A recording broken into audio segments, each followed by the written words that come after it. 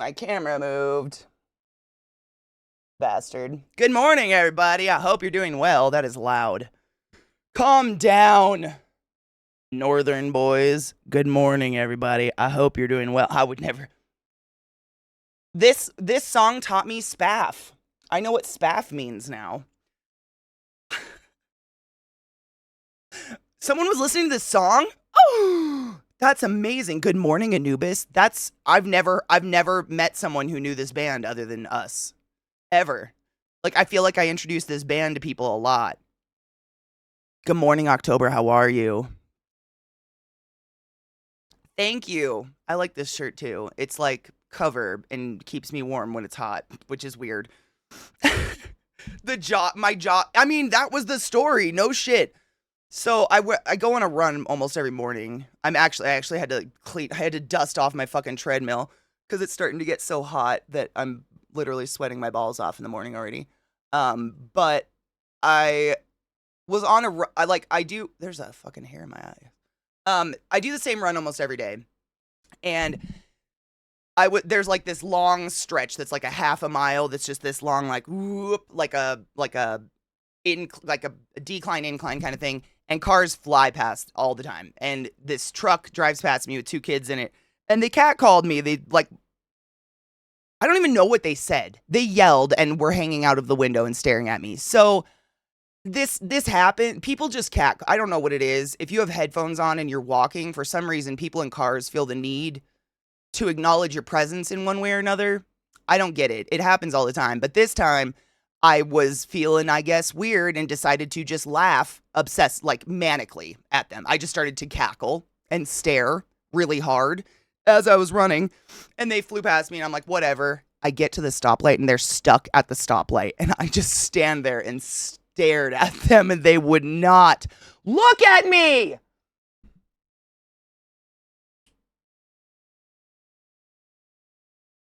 Fuck faces.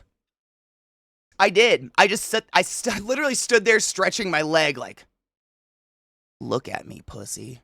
Do it. Show me your balls. They did not. Pussies. Catcalling is so stupid. 100%, Viata. 100%. That's exactly what I did. I mean, that's, if you're gonna commit to it, commit to it. Own what you've done. But right, I mean, I know none of us catcall. I don't think I know someone who catcalls. I've never fucking understood it. Like, next time it happens, I'm just gonna scream, oh, do you wanna fuck? Would you like to fuck?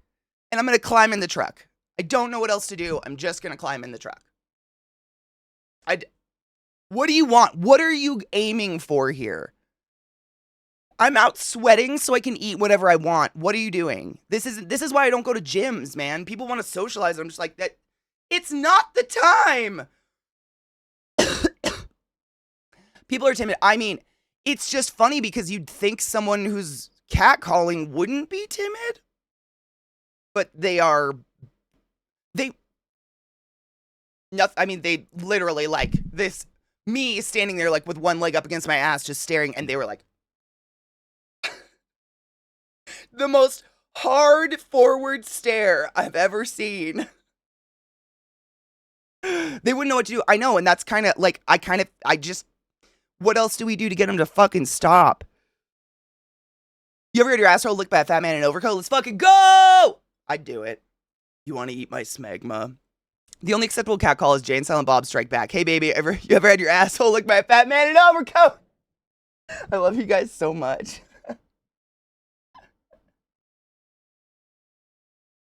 Yep, they're hiding behind a car, speed, etc. There's a whole psychology to it, actually. I remember when I was in college, I took a class on cognitive psychology, which is just, it's the psychology of cognition, of thinking, of human interaction. It's super fucking weird. But there was actually this like study done about, I think I've told you guys about this before, about people, like the way that they act when they're in cars in traffic versus walking on the sidewalk. And now for some reason, the car gives us this like bubble of, we become vicious, like people, fucking scream at each other, flip each other off because they're cutting each other off in traffic. But if someone just tends to be walking faster than you on the sidewalk and they pass you, are you mad?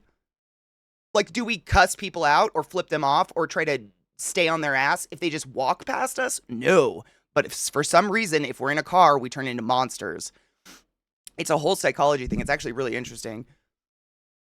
It's part of the culture over here. And weird thing is, hardly anyone gets bent out of shape about it. They give as good as they get. Like if a builder shouts, "Nice jugs," hold on, it keeps jumping. "Nice jugs, love," he'll get back something like, "You wish with that ass crack showing." See, that's what I need to do. That's what I'm just gonna start doing. Because normally I just ignore it. I just like, I have my little, my headphone thingies on, and I just pretend I can't hear it. But it's similar to how people get on gross online. Yep, it's like this weird anonymity, like people can't touch you, so you just turn into a jerk, which is bizarre. I flip them off if I know them. If I knew them, I'd chase them and get in the car. Insert gif of two dogs barking through the fence that instantly calm down when the gate is opened. Literally, that's exactly it, Glut. That's exactly the fuck it. It's so weird. And I've told you guys, like, in Baltimore, it was different. Baltimore people own their cat call. They don't give a fuck. Like, they cat call in person. Like, it doesn't have to be in a car. Like, I remember telling you guys these stories. Like, my, like, routine before I would go to work, when I was working at Hopkins, I would go to Wawa and get myself, like, a coffee or something, and sometimes something to eat at work because the cafeteria is closed down all night long and I work night shift. And, like, at least once a week, either walking in or out of the Wawa, I would hear at least someone, "Thighs! Goddamn thick!" And if you turn to look at them, they will stop and be like, "Oh, she responded." I've actually had someone try to crawl inside my car at a Wawa before. Like, it's totally different. People here do not respond. It's so weird. I live in an area where golf carts are a thing and young teenagers drive them. I get a lot of, "I like your dog." Dude, I dig that. I was pumping gas the other day and was catcalled, just waved my hand to shoo them away. Yes, that's basically all you, like, what else do you do? Cars provide a shield, easy escape. The inner ribs are the same. If you can't see me, catch me. I'm fine to do what I want mentally, which is so weird. Oh, it's the welcome to the shit show. It's a good one. I only have a few good mugs left that aren't broken. Wait, Knives, what did you do? Oh, wait, what did you do? Oh my god, it's huge. Wait, did you buy this? Holy crap. Look at that. It's huge. What? Holy shit. That is really cool, but what the fuck? It's cool. Is that actually it?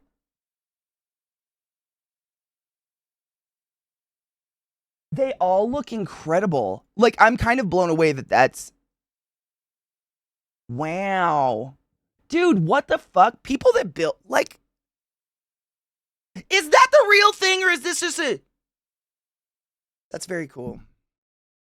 I feel like I'm getting debated. That's very cool.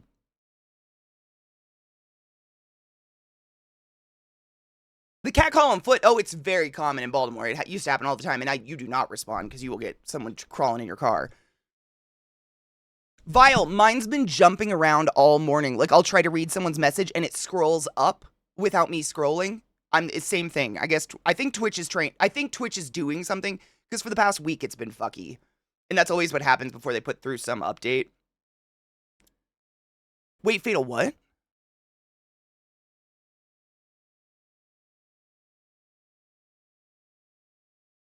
Show me your... Yeah. I mean, I love dogs. Thank you, Ghetto. I appreciate you. That's fucking beautiful, Knives. That's Skeletor. Yeah, it looks like there's 3 different versions, though, I think. I was at dinner on Friday with a hubby, and the guy across the bar, an older man around 60 or so, was just staring at me whenever I glanced in his direction. I cannot stand that. Like, I know that there's some social, like, mental neurodivergencies where people do not understand the, like, we don't just...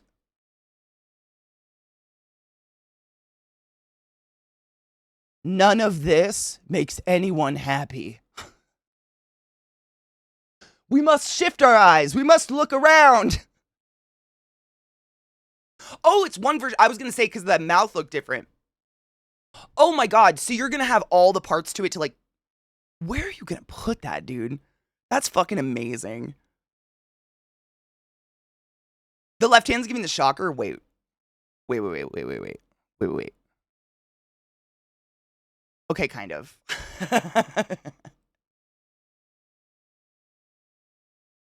That's fucking cool. The figures they make nowadays are so fucking detailed and gorgeous. It honestly, it amazes me where we've come with this kind of stuff. It's just, because I remember as a kid looking at figures, like really nice figures, in the comic book store, and like even as a little kid, looking at the seams and being like, oh, it's overpainted right there. Like, even as a kid, I was, that's not that. Like, they didn't color in the lines, and that looks so perfect. Like, it's just crazy where they've come with that stuff. I have the weirdest Skeletor right now. Of course, I've seen The Wire Fatal. Not for years, but like moving to Baltimore, it's one of those like rites of passage, I guess. I don't know. You have to. No shit, my father's a really leery guy. He thinks that's because in the 70s no one told him to stop. My mom's the same. She calls it people watching. And it drives me crazy. She's like, well, the movie doesn't start for 20 minutes. We can just sit and people watch. I'm like, that's weird, Mom. You gotta, like, she'll straight up and down people while they're walking by. I'm like, people can see you do this. You must stop. Wait, the Sideshow collectibles. I think you did. Until I move. Yeah, they're so, I mean, it's like the Godzilla you got. For fuck's sake, is that even out? My addiction?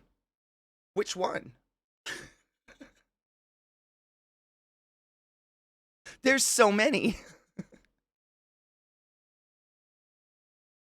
Hold on, I didn't even pull up chat on that monitor. Slacking. I was reading a book. I started a new book called Slewfoot. It's actually pretty good. It's pretty gnarly, but it's good. In the words of French Minnie Mouse, what the fuck am I? A bowling ball?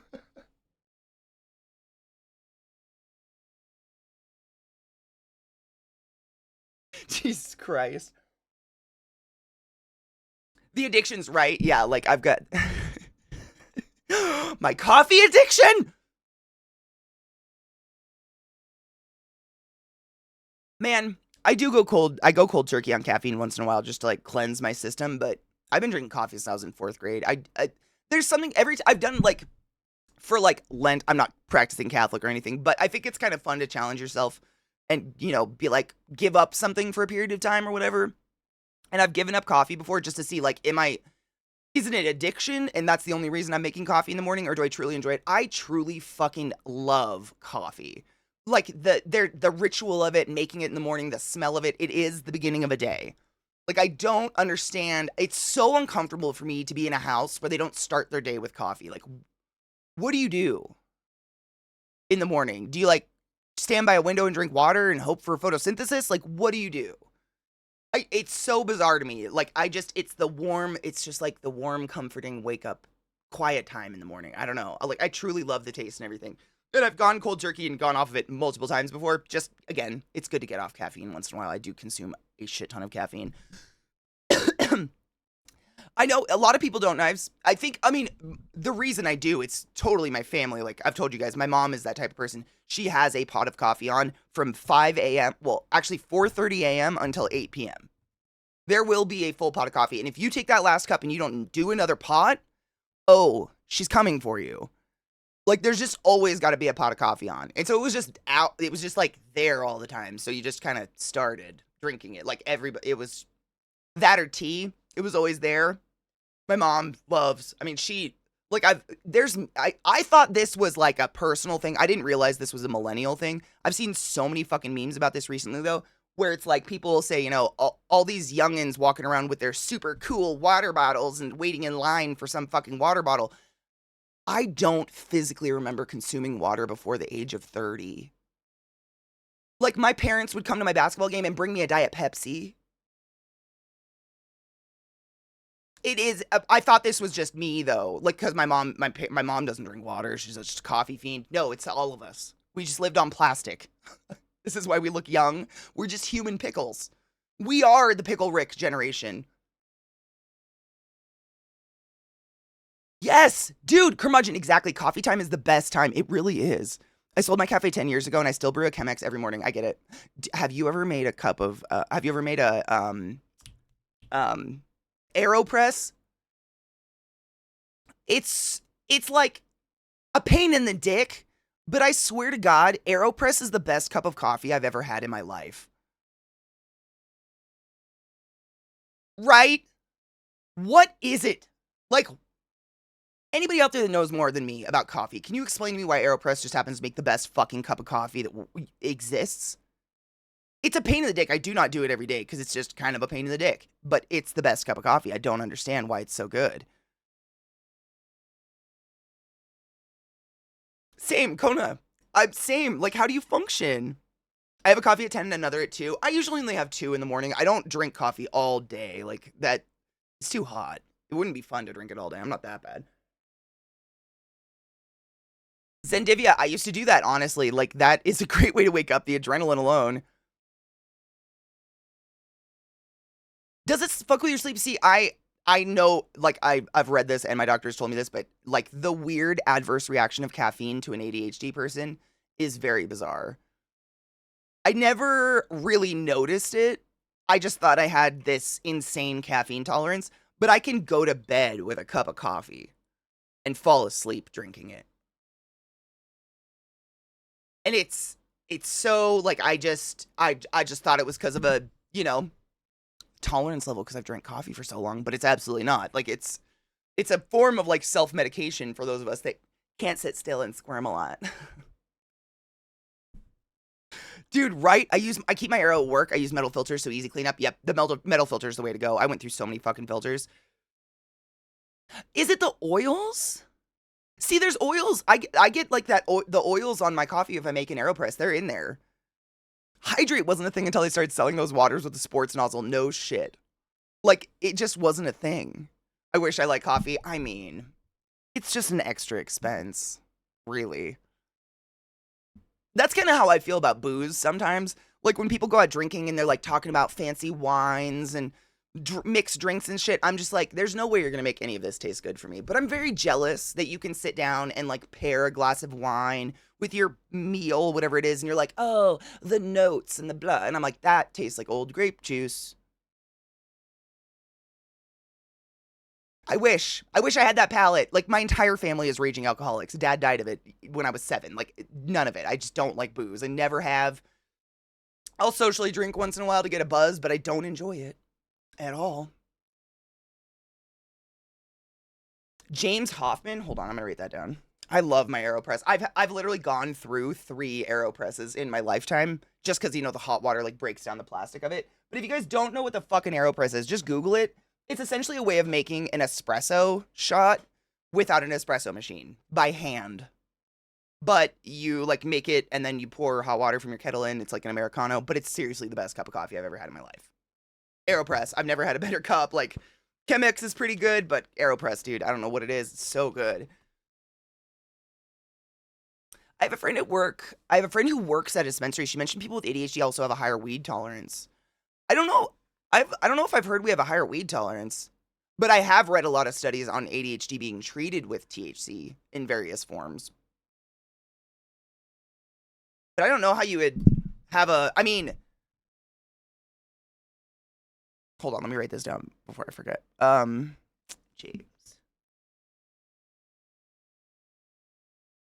My handwriting is horrific. Like ADHD people, I guess stereotypically tend to be like a little hyperactive, a little, a little jittery. So therefore, weed probably doesn't like chill us out to the same level that it chills someone out who's not hyperactive. But like, I don't know. I don't. I know there's people who are like, I don't know. I don't know how AD like. I'm trying to. I'm sorry, I keep pausing. I'm literally just thinking through mechanically in my head how that would work. I mean, technically, yeah, I could see that. So, like, ADHD is very generally defined as essentially when you release dopamine, you've got little mechanisms in your head that receive the dopamine, metabolize it, and then you've got mechanisms that release the dopamine when you're happy, you eat something, you fuck, you masturbate, whatever. And these guys metabolize that dopamine so we don't have too much free flowing in our head and we don't get serotonin syndrome or whatever. And so with ADHD people, we either metabolize too fast, or we don't release enough dopamine, or we what's the other? There's three different mechanisms. So either we metabolize it too fast, we release dopamine, we don't release enough dopamine, or both. It's a mix of both. And so what like ADHD medicine and stuff like that does is helps you release a little bit more dopamine, but also like I take Lexapro. Lexapro balks those metabolizers. So when I release dopamine, my body doesn't metabolize it immediately. I can have a little bit more free-flowing dopamine, which doesn't necessarily equate to happy. It equates to not shaking. It equates to not having a janky heart rate. Like, dopamine is so essential to human function. It is not just feel good. It's horrific when you don't have that. Like, don't take that shit for granted. Things in your body, like indigestion, kidney failure, things just start to happen really fucked up when you don't have enough dopamine. It's vital for function. And so where I was going with that with the THC is essentially we have, THC is a molecule that can breach the blood-brain barrier, meaning it can go into our head and make us high.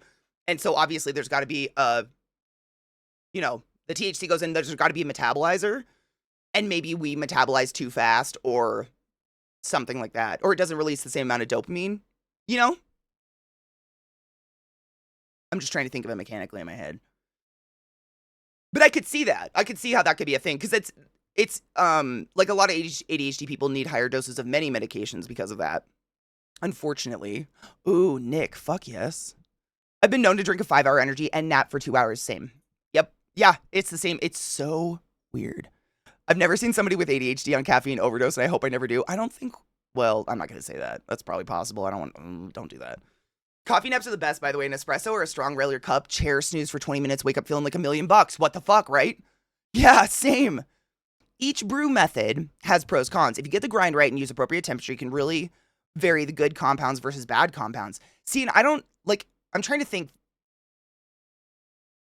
I don't think there's like a method of coffee I don't like. I'm a trash human though. Like, I'll drink coffee from 7-Eleven. I don't give a fuck.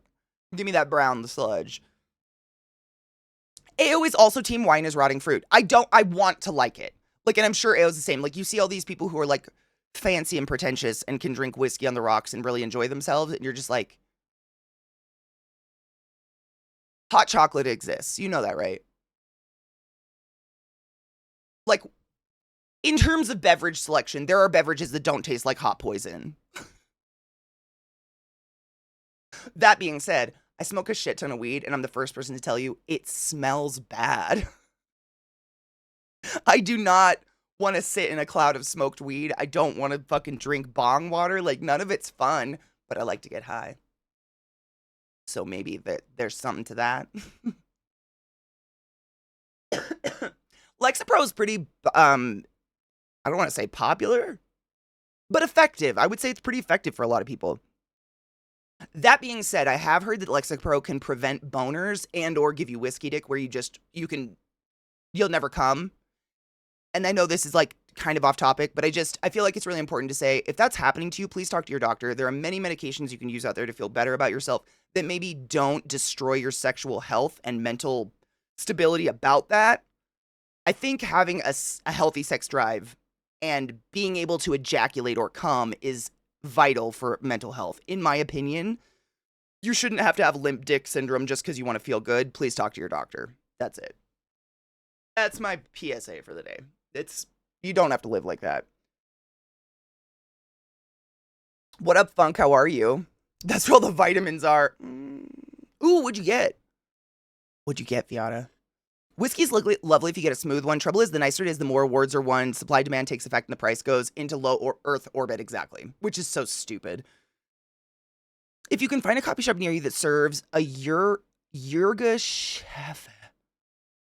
Yurgashefe. Is that how you say that?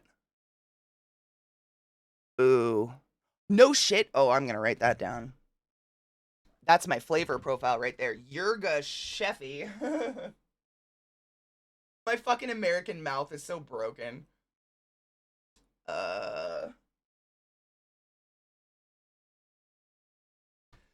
Yurgashefe. Yurgashefe? Yurgash. I'm probably putting emphasis all over the place. It's wrong on that. I am so sorry. Celexa does that. Yep, a lot of different medications can do that. And it's not, you shouldn't have to live like that is all I'm saying. Like, don't, you know, don't sit in misery. I love this taste and smell of weed. I like fresh weed. Fresh bud smells good to me, but burnt weed, like if weed, if the smell of weed stuck around the way cigarettes do, I wouldn't smoke in my house. If that makes sense. Like I wouldn't want that smell all the time. It gets pretty fucking skunky. And some weed, like this goddamn garlic strain that Viata talked me into, smells so bad.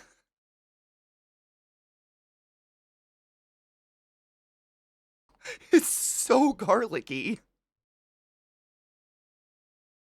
When in doubt, rub one out. Seriously. I think you should be able to do that. Thanks for that boner point. I think it's important. I am a very sexual human. I think that's pretty apparent over the years that we have all been hanging out. I talk about dicks a lot and pussy and boobs. I love bodies. And if I couldn't get off, that would be detrimental to my mental state. So that's where I come from. When I hear people tell me, like, yeah, I'm on Lexapro and I'm feeling a lot better and I don't want to not alive myself anymore, but I can't get hard, that's something that's going to lead to a problem down the road. Talk to your doctor now. You should be able to fucking get off. Oh, is it too loud? Thank you. I love Dolly, but, thank you. This is a really good cover, actually. Well, it's a duo, not a cover.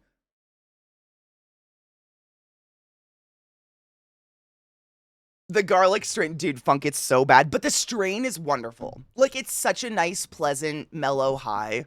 It's great. Like, Viata was right. Viata's been telling me about garlic strains for months now, probably over years. And I'm just like, but they stink. That being said, Zach has told me that I apparently have, like, a dog's nose. I don't know, but, like, that might be part of the reason I clean kind of manically all the time. If I can smell anything, I must eliminate it. Like, I don't want my kitchen to smell like food. I don't want any, like, because I can't not smell it. Like, if we fry something the night before and then your whole kitchen just smells like fucking oil, I can't do it. I'll wake up early to bleach the kitchen. Because it like permeates me all day and I fucking hate it. It's so weird. So maybe that's it. But Zach has told me that. He's like, I smell nothing. You're freaking out. And I'm like, no, I fucking smell shit. I think I just have a sensitive nose or something. When I lost my sense of taste, when I got COVID, that was really bad. Yes. It's similar idea. You think about it. You take the pleasure out of the few pleasures we have in life. Jerking off and eating a delicious cheeseburger at the end of the day. And if I can't get hard or taste anything, what is the point? What's the point?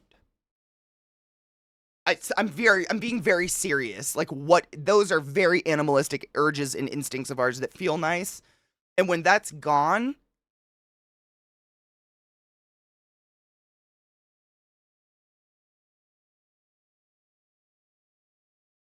really, best part of having COVID is I can't smell shitty smells. Like, so like dirty diapers, nothing, but weed smoke, yes? Weird. Revoltcon, I would. Sometimes, that's what I'm saying, getting off in general. It doesn't matter if you're with a partner or not. I think you should be able to get off. And if a pill that's, meant to make you feel good is eliminating your ability to feel good, because, like, that's when a lot of people, Revoltcon, thank you. Thanking the mods. Thank you, Glut, for being awesome. Oh, fuck, I blanked. I don't know if women have a higher sense of smell. I have no idea. Do we? Does anybody know? I know fuck all about olfactory shit. I know smell and taste are really connected to each other, but smells, man. Like, I have a lot of animals. You will not smell them in my house. Because I am psychotic about it. Like, I will not have a smell. Unless it's a smell on purpose.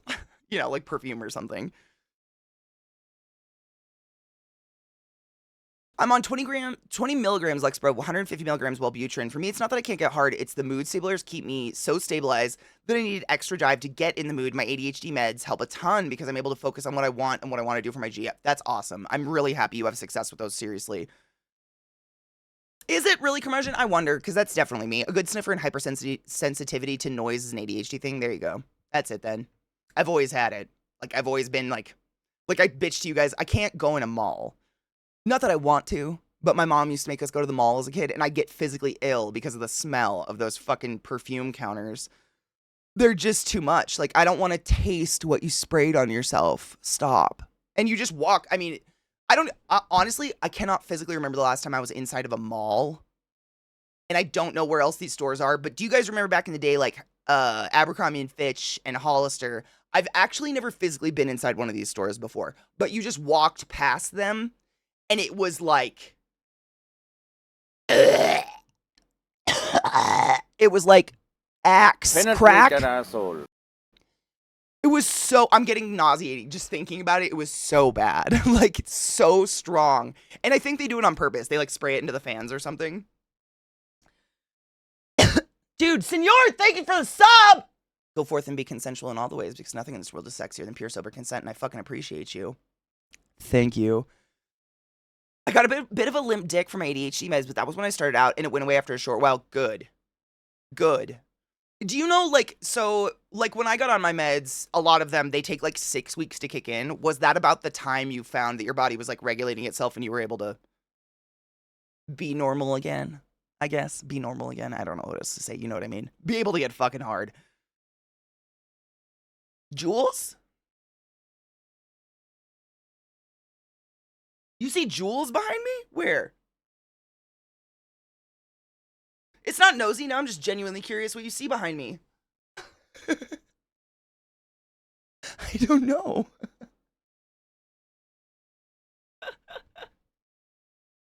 I freaked my wife out ages ago when a car passed us on the highway, and I told her the person was chewing juicy fruit gum. Oh my God, I've done that. We got stopped at the next light together, and I asked them. I was right. That is so fucking weird. That shit has happened to me. I grind my coffee. I fresh grind it. Once you go fresh ground, you can never go back. Don't do it. If you're a pre-ground person, just stay. Just stay where you're at. If you're happy, just stay there. I would say that the most unpleasant part of my morning is grinding the coffee. It smells great, but that at 6:30 in the morning sucks. And I hate it, but fresh ground is fucking amazing. It tastes so good.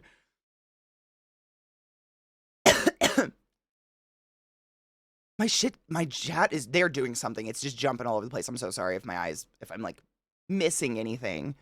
Well, BDO, nothing fits us for real. I mean, fuck, they're ridiculous. I'm not supposed to wear perfume at work, but I use a light one and only spray a little bit. It's enough for me to be able to smell it, but not be overpowering. And that's in my opinion, Cocky, and I'm sure you agree, that's the way perfume should be. You shouldn't be able to smell me unless we're hugging. Or like real close. You know what I mean? Right? It's the worst that... I hate it. I wish we need to invent silent coffee grinders. Because that's the worst part. But the fresh ground coffee is so good. Wait, MGM puts vanilla scent in the... You know, you wouldn't even be able to tell. Those old casinos, to me, just smell like cigarettes. Like, even though I don't... Actually, Zach smoked inside. So they have smoking areas. I guess. For some reason in my brain, I was like, oh, they don't smoke inside anymore. But they totally do. There's smoking areas, but it's that, like, stale old ashtray smell from, like, years and years and years of just cigarette smoke in the vents. I don't know. Every casino smells like old cigarettes to me. It smells like my grandma. It smells like just a fucking nasty ashtray. Like, not like a fresh cigarette. Like, I used to smoke. A fresh cigarette can be very tempting. I'm not hating. It's the old, that fucking, like, you know, the trucker that smokes in his truck with the windows up smell. So bad.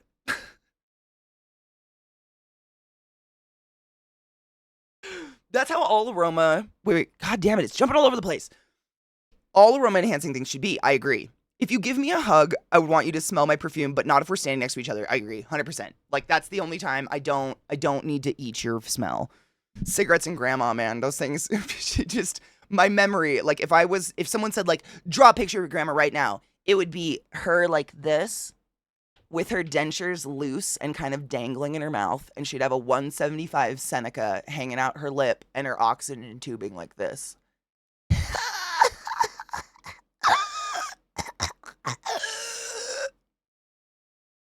Oh, she died that way, man. Never got cancer, just went forever. But man, that is the memory. That is the memory right there. It is harsh. Yeah, I don't want to smell you from the cross room, and I don't want to taste it. I don't know what it is, but there's something about, like, you know, Nordstrom's or any of those department stores. Again, malls, shit. I can't remember the last time I was in a mall, but when I was a kid, my mom would take us to go Christmas shopping or something. And they just, that like every perfume ever coming out of the stores would just make me fucking sick. Stale cigarettes, yes, that. I'm so sensitive to it as well. MGM Grand just smelled like vanilla. It was weird. I had to look it up. That is weird. I don't think I went into MGM last time I was in Vegas. The windows up smoker, you know the one. Yes, exactly, Glenn. They had like that stale smell and then like a very generic cologne scent, which I'm wondering if that's the plant, like what they're doing with the vanilla at the MGM. I wonder if they're trying to. It just smells like stale cigarettes and perfume, though, right? Like you're not improving. It's just shit and flowers now. People thought I was crazy when hotels first started converting smoking rooms into non-smoking rooms. I told them I could still smell it in the room, and everyone was like, no. That can't just be an ADHD thing, because I swear to you, I can tell if anyone smoked anywhere. That is such a distinct, and it never goes away. Like, if they didn't replace the walls, it's in the walls. I mean, the idea of people just hotboxing a fucking hotel room is so gross to me anyways. Fucking gross. Like, and do what you want, but ew. Yeah, no, 100% you can smell that. That's not being or I'm just ultra sensitive, because I swear that's me too. Like, I can absolutely smell it. I'm fine, but I can smell it. What up, Taco? How are you? Oh, Cocky. Can you just get over yourself right now? Everyone else is having a great time and you're being really selfish. Yes, I realize you don't feel very good right now, but you're ruining everyone's good time. Can you just suck it up for the family? Did I make you want to die a little bit with that one? I'm so sorry. I put my mom face on. That was my childhood. Like, hey, Mom, I don't feel good. Well, that sucks. Everyone else feels great. Suck it up. Stop crying. You're such a baby. You're ruining everyone's good time. Okay. What the fuck? I would like to report cyberbullying.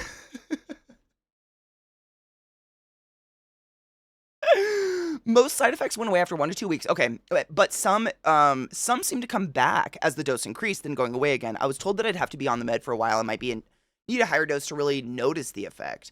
Well, that's me too. Like they've upped my dose a couple times, not tons, but I know it takes 6 weeks to kick in, and like for instance, if you're on an SSRI, a selective serotonin reuptake inhibitor, which is what Lexapro is, and you drink alcohol, that eliminates all the buildup of all the Lexapro you've taken, and you're essentially starting at ground zero again. So you know how I told you the Lexapro basically blocks those metabolizers, so you have more free-flowing serotonin and dopamine and happy shit? Alcohol wipes those blockers away. So that 6 weeks of buildup of Lexapro is now back to day 1. So shit like that, and I'm sure that can happen with other things, not just alcohol. I'm not saying you guys are drinking or anything like that, but I'm sure that can happen with other things.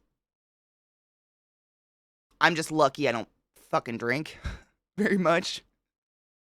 The 1,000-yard stare. We all got it. Listen, I know you have poison eyes. I know you have poison ivy swelling your eyes shut, but you have to test today. Take Benadryl and go to school.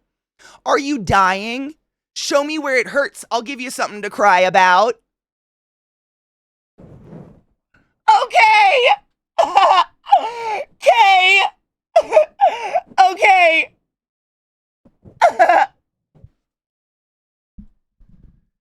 We control your nursing homes. Oh, your catheter hurts? That sucks. You have a procedure today. Suck it up. Bastards. Fatal what? Are you being sneaky? Sensory sensitivity. I mean, and I've realized a lot as I get older that it's a lot of my, like, you know, sensitivities, I guess you could call them, are neurodivergencies, not just me being weird. Antibiotics, same thing. You can't drink on antibiotics. It will nullify your antibiotics. Yep, same shit. So I just shouldn't be drinking at all, which is fine, I guess. I mean, seriously, you can have an occasional drink once in a while. It's not going to kill you, but it does absolutely wipe away a lot of the buildup of the drug in your system. And so, like, you'll wake up the next morning feeling kind of hungover or whatever. And then usually what happens to me is the hangover is, this is a big reason why I really don't drink. The hangover is always followed by the anxiety attack of my life. Purposeless anxiety attack. Like, as soon as the hangover wears off, I'm shaking, I'm sweating, I'm running a million miles an hour, can't figure out why, can't sit still, can't think straight, can't function. Oh, I had a beer. A beer. Cool. By the way, Genova, good morning. I'm so sorry you're not awake yet. Cheers. Good morning, Rod. Dude, right? I know. It's like, I don't know. I'm just doing what I was taught. I had an in-depth discussion about Baldur's Gate last time I had a cath put in. It was odd. Dude, that's amazing, though. You had a cool nurse. They knew what you were talking about? Raid, you're not wrong. I mean, like, again, in no way, shape, or form am I shaming having an occasional drink or going out and getting blasted once in a while. We all need to sin. But you can't, none of us can say alcohol isn't poison. It's straight up poison that makes us feel fun. That's it. Rain falling on my head, and my mom said it was so hard to wash my hair as a kid. Said I would just scream. No shit. I get it. Mr. Cock has been noticing what I've been telling people for years about my mom. She will let my brother get away with pretty much anything, but if I suggest a dinner she doesn't like, I'm a punching bag. There's a psychological thing to that when you have a lot of siblings. There's always a golden child, and there's always a scapegoat. Always. No, and parents can't help it. It's almost instinctual. It just happens naturally. Raise your hand if you were the golden child.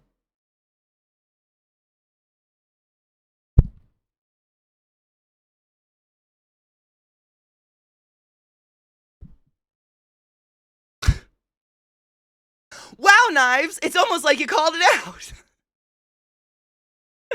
Yeah.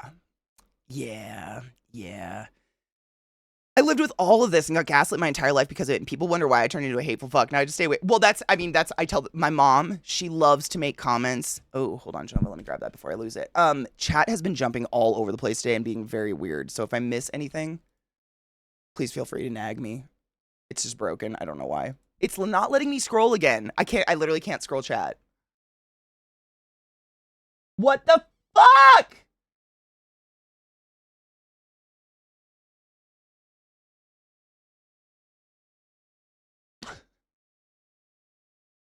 It's only on one monitor, so thank fuck I can scroll this one. Jesus Christ. Yep, antibiotics nullify birth control pills. Activated charcoal will nullify anything you're eating. There's all sorts of shit people don't really talk about. What up, Austin? How are you, love? Just a fucking beer. It's so stupid. Bodies are dumb. Yummy sweet poison, right? That's what I'm saying. Like, no shade. Weed does. This smells like burnt shit. Am I gonna light it on fire, inhale it, and feel really good about it, though? Yes, I am. Yes, I am. I am not judging at all. I like the flavor of the hops and pairing them with cannabis. Ooh, dude, so I don't know if you like Heineken, but I swear to God, Heineken smells like pot. I've drank it. It doesn't taste like pot. But every time someone cracks a fucking Heineken, it smells like pot. I swear to God. It smells like fresh bud. And every time I see someone drinking a Heineken, I'm like, you smoke. You have to. Because that shit stinks. Dude, right? Have some more. We love it all. Nameless, my love. Addiction's the worst thing in the entire world. And if anyone here ever feels the need to shame someone for being addicted or being an alcoholic or otherwise, go away. We don't have time for you.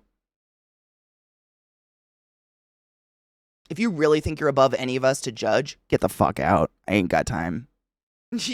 You're either 14 or you're special. And I fucking ain't got time. Cheers.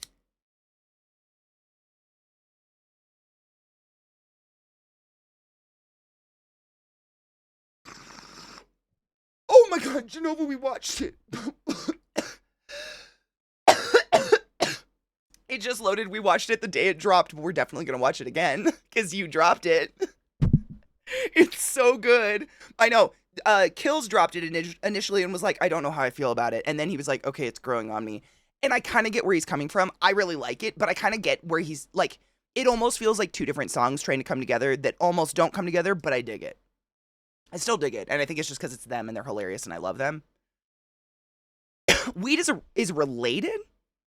I was an only child and a scapegoat. Okay, only child is a whole thing I can't even wrap my head around, Erican. I'm the second youngest of 8, dude. What is that? What is that? Like, I feel like you're the golden child and the scapegoat. You're everything. Only children must be miserable. I would have been so lonely. I apparently already showed touch sensitivity at the hospital after being born. No shit. Little toddler me did not like the armband and ripped it off multiple times. Ended up being the one baby without an armband. So no shit, there's something to that. I was reading something about this, like the sensitivity with people who have ADHD, autism, etc. And just like, clothes are a big thing for me. I cannot wear something that feels bad. I don't know how to put that, but ever since I was a kid, like, I've told you guys this before, but like, you know, school for me, like most of school, like undergrad school, was just survival. I don't remember doing homework. I don't remember taking tests. I don't remember, you know, learning anything. It was just have a panic attack until I get on the bus, try not to make eye contact with anyone on the bus, get into class before someone can bully me, survive the day. And 9 times out of 10, my mom put me in something that was horrifically uncomfortable, like jeans or something that moved weird or a scratchy shirt. So on top of survival of humans, it was just like me being so fucking nauseatingly aware of whatever the fuck was on me that was uncomfortable. Like I've told you guys, I can't wear anything that touches my ankles. Like if I wear a skirt or pants, they have to be above my ankle or below. Can't be on it. If it's on my ankle, I will rip it off. And when I was a kid, my sister was the same. We were naked children. My mom said it was the biggest problem. Like, she had the biggest problem keeping clothes on us. Which I find hilarious, because to this day, I would prefer no clothes. But we would apparently just run around and strip. We would just start ripping our clothes off at family parties and stuff, because she'd put us in little poofy dresses that were horrifically uncomfortable, scratchy, had crinoline and, you know, icky edges or whatever. And we would rip them off. And to this day, like, I don't really... Clothes to me aren't, like... Fashion will never work for me. I could never be a fashionista. Like, someone who's into fashion and into styles and, like, keeping up with trends, I couldn't do it. Because if it's not comfortable, I'm never going to go for it. Like, I gotta be basically unaware of the item on my body. It has to move with me. It has to be stretchy. It's gotta breathe. The moment I'm aware of it, I'm ripping it off. It's off. Because I fucking can't do anything if I'm aware of the shirt on my body because it's scratchy. I cannot fucking move beyond it. At all. People be like, you're in a car accident, Katie. What's happening? I'm like, my shirt's scratchy. And they'd be like, your leg's severed in the back. I'm like, yeah, but my shirt is pilled. Do you see this? Like, I couldn't, it's so weird. But I guess that's something that's super common with kids with neurodivergent stuff. Is that just ultra, like, you can't, you know, most people would put on something and it's like, oh, it's kind of tight, but whatever. And then they move on. And you get used to it. I never, ever get used to it. For the next 24 hours, I'm just sitting here like, it's uncomfortable, it itches, it's uncomfortable, it's in my side, I can feel it.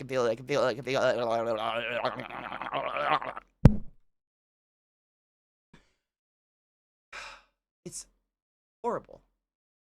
I don't want this. I would like a day just to not feel. I want to feel nothing. Just one 24-hour period of numb would be existential. I would love it. Same. Belly, my hair, same. Like, I can't have my part in, it's only got 2 places it can go. If I go get my hair cut and they try to part it on the other side, I can feel it. I can feel my follicles are wrong. And I hate it. Oh my God, senor, you ever touch a fucking microfiber towel with dry hands?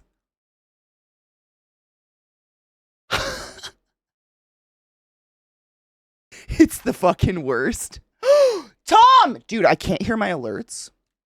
You guys can hear them, but Streamlabs fucked up their alert shit, and ever since they fucked up all their stuff, no one can hear their alerts. It's great. We're all having a great time. Thank you for summoning the class, keeping the class alive, and giving it swings so fucking long. I appreciate you. That is a long goddamn time. Turtlenecks I can't do chokers, which is so sad because I think chokers are hot. Like, I love a big old fucking, like, nah on somebody. But if anything touches me right here, I'm nauseous. Just thinking about it. Right there. Just instantaneously nauseous. I have yet to find a choker in my life that I can wear without being nauseous. And it just touches it. Not tight. Just touch. But I like to get choked the fuck out in bed, so you riddle me that.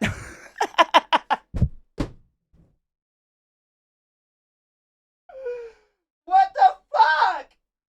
We're all so deliciously broken, aren't we?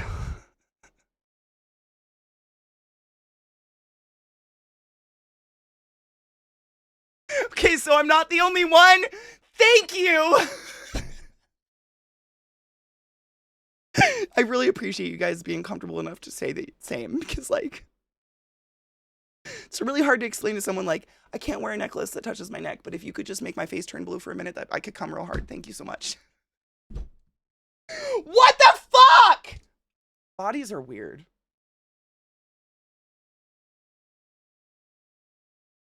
Hard necklace has a different texture. It totally does. It's that leather. There's something about it. Just touching right there. Like, I could wear those. You remember those stretchy chokers from the 90s that were like just the plastic, straight, like fishing line kind of? I don't even know what they were called. Did they even have a name? I don't know, but I could wear those because they like morph around your neck or something. The world broke us. You're not wrong. I feel very fortunate my mom recognized that I couldn't function with certain textured articles of clothing, tightness in particular areas. She knew very early. Dude, I'm so jelly. I'm so jelly. My mom just cannot relate. And sometimes I feel bad for her because she's got all crazy kids and can't relate or won't relate. I don't know.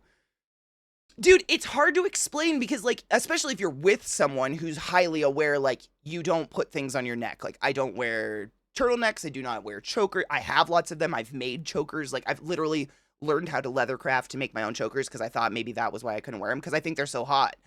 They fucking fuck me up. It's just nausea all day right here. Just this weird area. And, if someone knows that about you, and then you guys are fucking and you're like, hey, would you mind me? And they're like, but I thought that made you like, and you're like, nah, bitch, not right now. It's a conversation, I guess.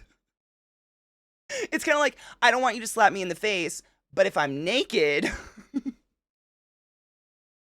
for some reason it's different, and I don't know why.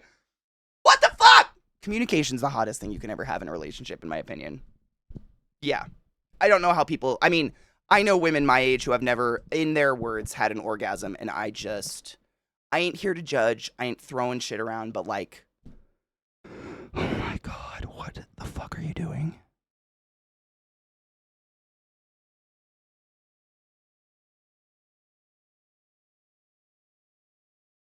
I couldn't do it. That sucks. Yeah, it just sucks.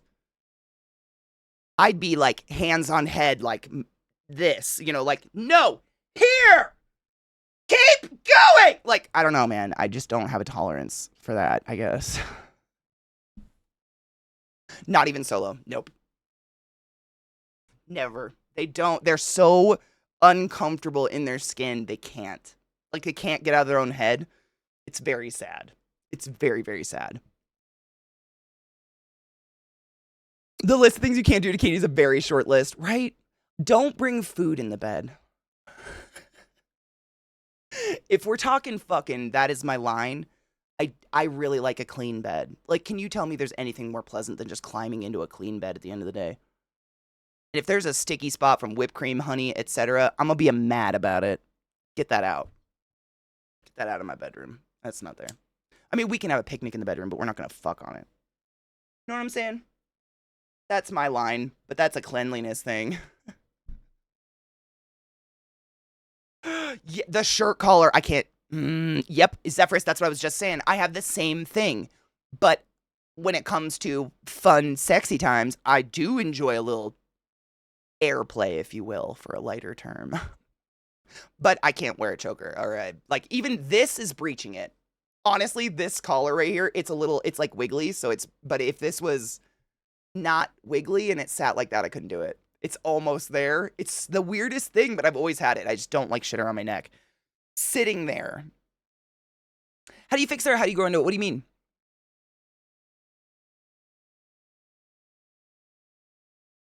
No pickling the cucumber. I feel bad for people who can't finish. Me too. I want to help them. Like, obviously, I can't go help everybody in the world who can't come, but I want to. Like, what it to me, I guess it's such a organic and natural part of being human. Like, I feel like we all explored our genitals at one time of our life, figured out what felt good. If we liked it, there are asexual people out there and people who do not enjoy sexual pleasure, which is great and awesome. But all of us did it. It's very natural. And for someone someone made them feel so icky and gross about their body that natural part doesn't come along makes me really sad. Because, like, I can't help but feel like if you can't make it happen for yourself, it's kind of unfair to expect another person to do it. But, like, how do you get, like, I don't know. I want to help those people because that just sucks. That fucking sucks. Cheers.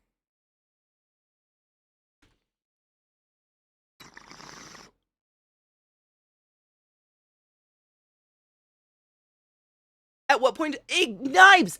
Like, what do you do? Same. I think about that because, like, if I was with someone, a partner that had a problem like that, I would want to help them. But, like, I don't want to give your pussy a callus. What about being bought a burrito after? Yes. I mean, bonus points if somehow delivery's at the door when we're out of when we're like, you got the rubber cement cum balls on your inner thigh and you're just getting up from the act and there's like fucking like if there's a hoagie at the door, you might just get your dick sucked again. I don't know. That's bonus points there. But I don't want that in my like food and sex. I've never like maybe honey on a dick or something, but other than that, I don't know. I'm good.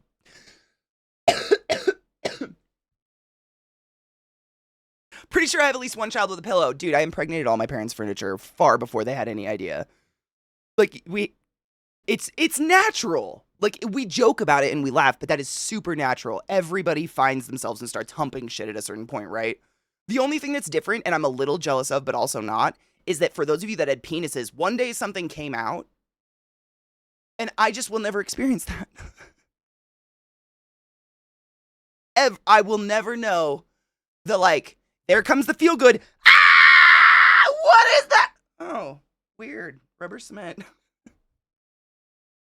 Like, I will never experience that. That's the only difference. And every like guy I've dated, I always ask, like, what was it like the first time something came out? Because that's wild to me. Nothing comes out of me. Nothing. I don't project things. I'm jealous a little bit. Why is it so rough down here? Sorry, my last partner calloused that shit up. That's what I'm saying. Like, no one wants to do that. But I want to help you. No shit, Bezabelly. Yep. It's so close to a material. Like, I get it. There's materials out there that I just microfiber cloth with dry hands. Oh, it's the worst feeling. Yeah, there's no swimmers. Pops like a... Do you want to make my cock explode? I'm so glad we can talk about that now. Nah, sometimes swells up like a big pimple and pops.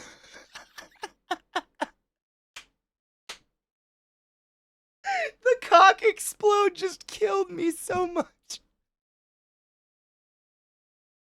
Well, that's the no shit, Ghetto. That's one thing I seriously think about. Like, I've absolutely rubbed one out in traffic before on a long car drive because I was bored, and I didn't have to consider where's the load gonna go. You know, I just kind of like took my hand out of my pants and continued on my day. That is a whole ball game I just don't even know what to do with. There.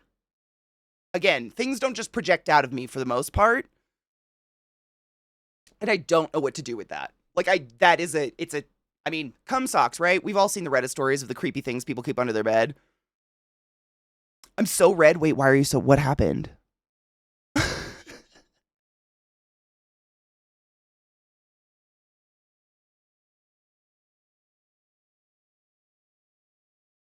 Literally one of the worst descriptions of the guy coming I've ever heard. Wait, what was? Was it me? I don't remember anymore. My chat jumped. I'm catching up.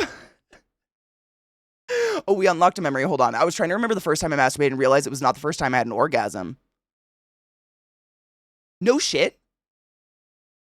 I don't know the first time I ever like actually rubbed one out and came, but I know I was humping pillows.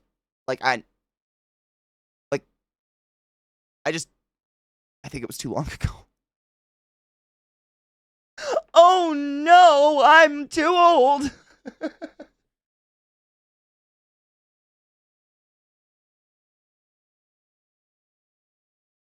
Ball game.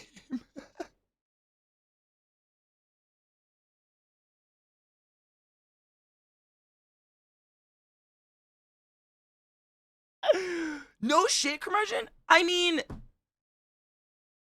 it like I honestly I wish I could remember.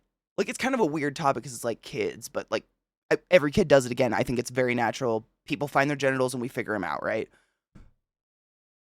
But I don't remember how I figured it out or anything.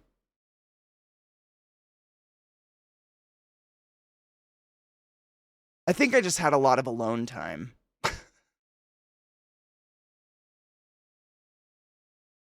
Oh, the pimple popping. Yeah. Okay.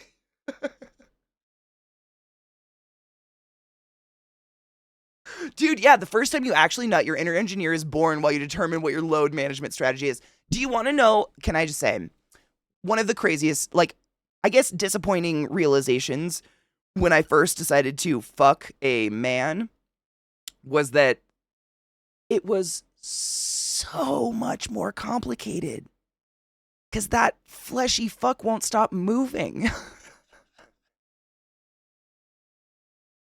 Like, I remember very clearly thinking, like, I know how to do this. I've been doing this for years. There's just another.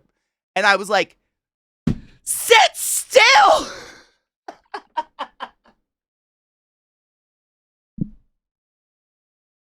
You know, pillows don't move.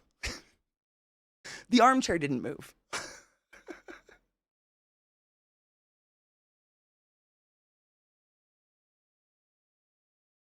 And suddenly there's another person that has their whole fucking rhythm they want to involve, and you're just like, why? Having a bus seat, no shit.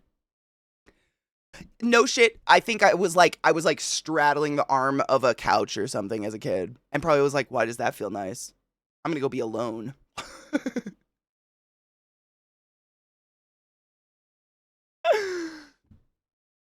Oh my god.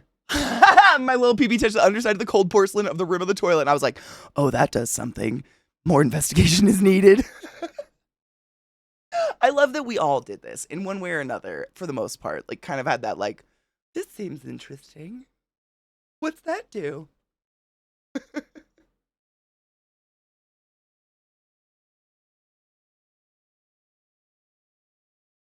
Oh my god, no shit. This is great. I remember my parents stole cable, and I used to watch Miss Saturday Night, and then I'd scan the TV guide for the ratings and only watch movies that claimed to have nude scenes. But it was Miss Saturday Night that sealed it. That's amazing. That is ingenuitous. That's amazing. I hear autistic people talking about how much they like clothes made of natural fibers, but I found that I found out that I seem to like clothes that are made of a mix of polyester and elastane after buying underwear and shirt made of it. So I'm kind of the same. Natural materials I really do love for some things, like linen and stuff like that, because they breathe. I mean, that's invaluable, but I find I cannot live without a certain level of some sort of spandex or something in clothing, because if it doesn't have a stretch, like elastic or something in it, it doesn't move with me, and I'm not comfortable. Like, I need clothes that I can do a full squat in, I can reach for things, I can bend, I can crawl into the backseat of my Jeep if I need to get something, and none of the clothes are gonna rip or move or reveal a breast or a butt crack. I need that. I'm a very mobile person. I'm moving all the time. I'm constantly crawling under shit and doing stuff. And like, if the clothes hinder any of that, I check the fuck out. I'm done. Like, I just don't want anything to do with it. And spandex has been the best invention ever because it moves. Like, if they could just invent a natural fiber that moves with us, it'd be great. Or if we could just all be fucking naked. Maybe not. Trick is on my fucking cord.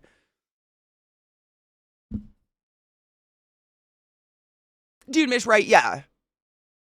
I think that's what most people do. But I don't know. I don't know if I remember it not being by myself.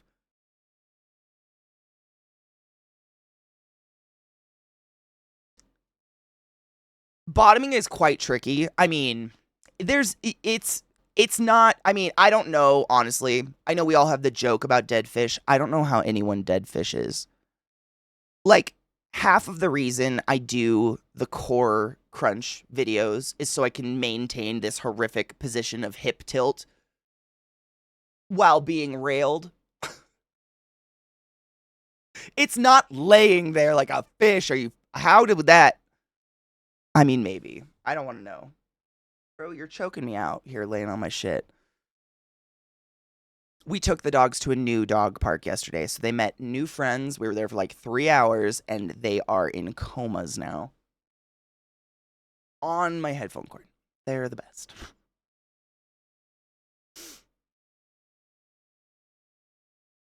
Oh, I mean, no one should be putting spandex against their pussies. That shit doesn't breathe. It's so bad for you. I was thinking recently on how all the media is pushing penetrative sex as the start and stop of sex and show women orgasming from the dick all the time when that's not remotely the case. 1000% not the case. There's so much more to sex. And I think a lot of that media representation leads people to have horrific sex lives because they think that's what it is. And they don't have any idea, or they don't have like the instinct to explore the interwebs or something for different options or whatever. No, it doesn't begin there or end there, and sometimes does not even involve P in the V. Sometimes it's P in the B. You know what I'm saying? Like, a penis in a vagina does not the sex make. This is probably the most boring act. There's so many more exciting things you can do. Seriously. I agree with you hard. It's a weird romanticism and what's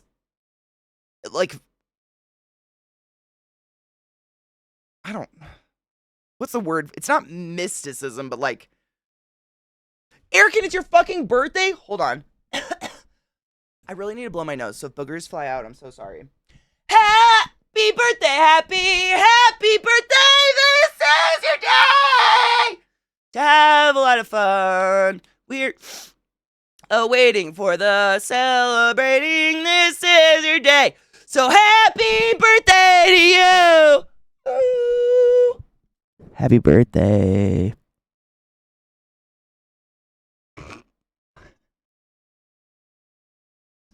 Fucking Geminis. Gemini croquet contest. Gemini. My mom's a Gemini. What's up, bud? You just decided to look at me? I'm talking to my penis. Dear penis, I don't think I like you anymore. What are you doing? What are you doing? You want to come say hi? Come here, bye boy. He's so fucking tired. The new park really killed them. I like the tight yet stretchy feeling and barely notice the underwear since unlike all... Dude, that's actually really nice. Underwear are hard to find. I have to have like seamless. It's the worst.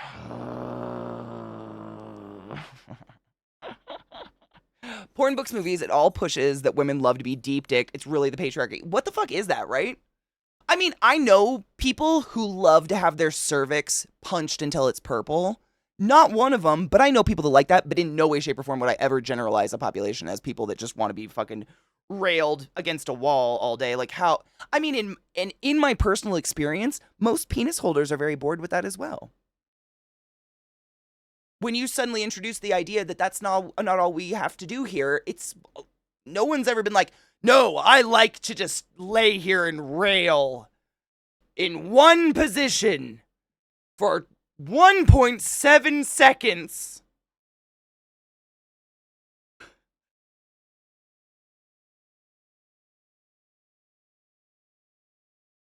No one's into that. I think we just that, and I think people are too shy. I mean, and I don't. That's not a dig. I think we are all raised to be like sex is taboo. You can't say masturbate. You can't talk about sex or sex toys like at all. Like I know people that are more open with their friends about their sex life than they are with the person they're fucking. And that's just a societal thing that's they've just come to understand that's the way it is. And I feel bad for them. It could be a lot better. You could be having fun. Did you know? You could be having fun.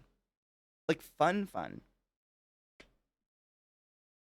You are so sleepy. I love this. They're in comas right now. Railroading sex. That sounds terrible. And not to mention fucking people who don't want sex at all, asexual people. There ain't nothing wrong with any of it. You're very cute, bud. He is so, I mean, they are conked. It's crazy. We go to the park. We have a normal park we go to, but this was a new one, so it was all new dogs. We stayed a long time. And he is so tired.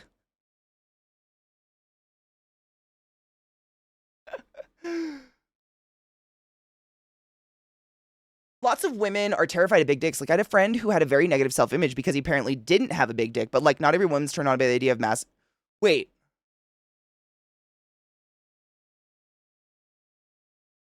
Oh, you mean, like, people are self-conscious because their dick isn't the size of a horse dick?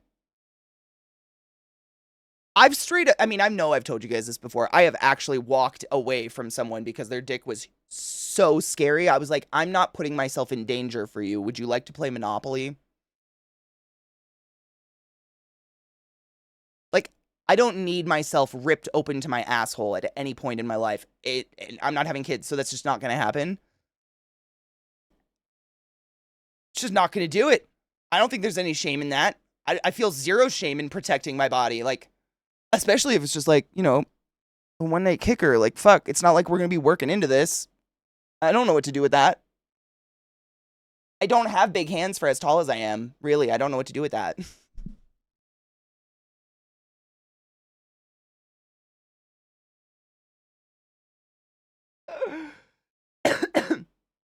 Dude, Senor, right? If you haven't at least jokingly browsed, what is it? Oh god, the like alien dicks.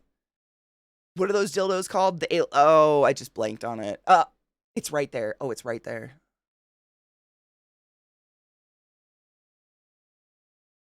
Oh, fuck. Bad Dragon. My god. Thank you. Yeah.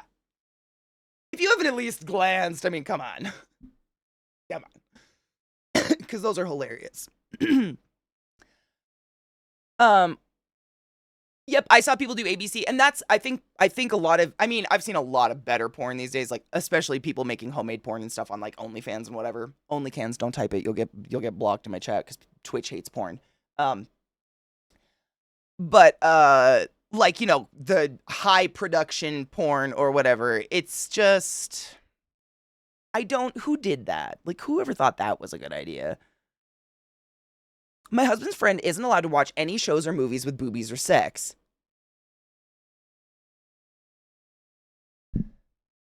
I'm just gonna, before finishing this, we are talking about an adult, right, Bezbelly? An adult human being not allowed.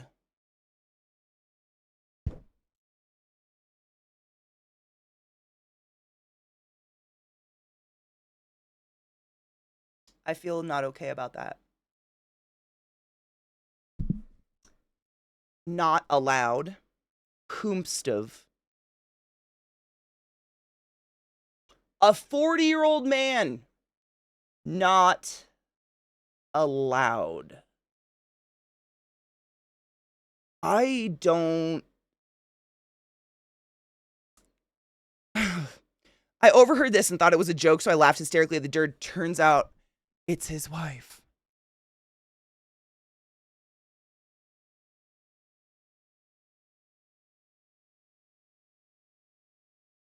Help.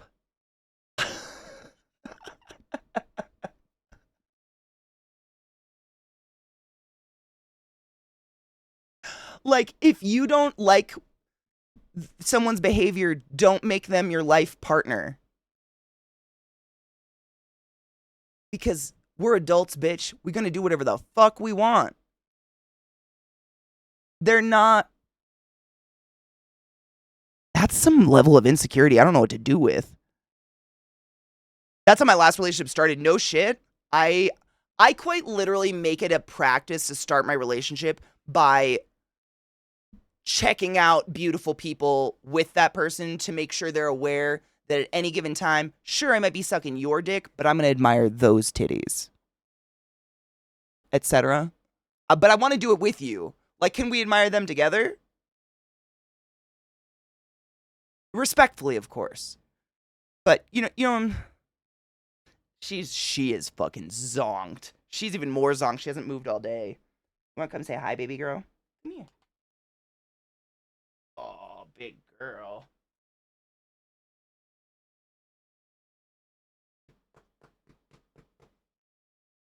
You trying to hide? They are so tired. I love it. You're so zonked, baby girl. Just a CP girl. She looks so much like Zelda. It's so weird. It seems like a major red flag. Like, your insecurity is gonna drive. Oh no shit! We can actually say the words only cans now without getting banned. Amazing. Amazing. That's incredible, because that's not been the way for a bit.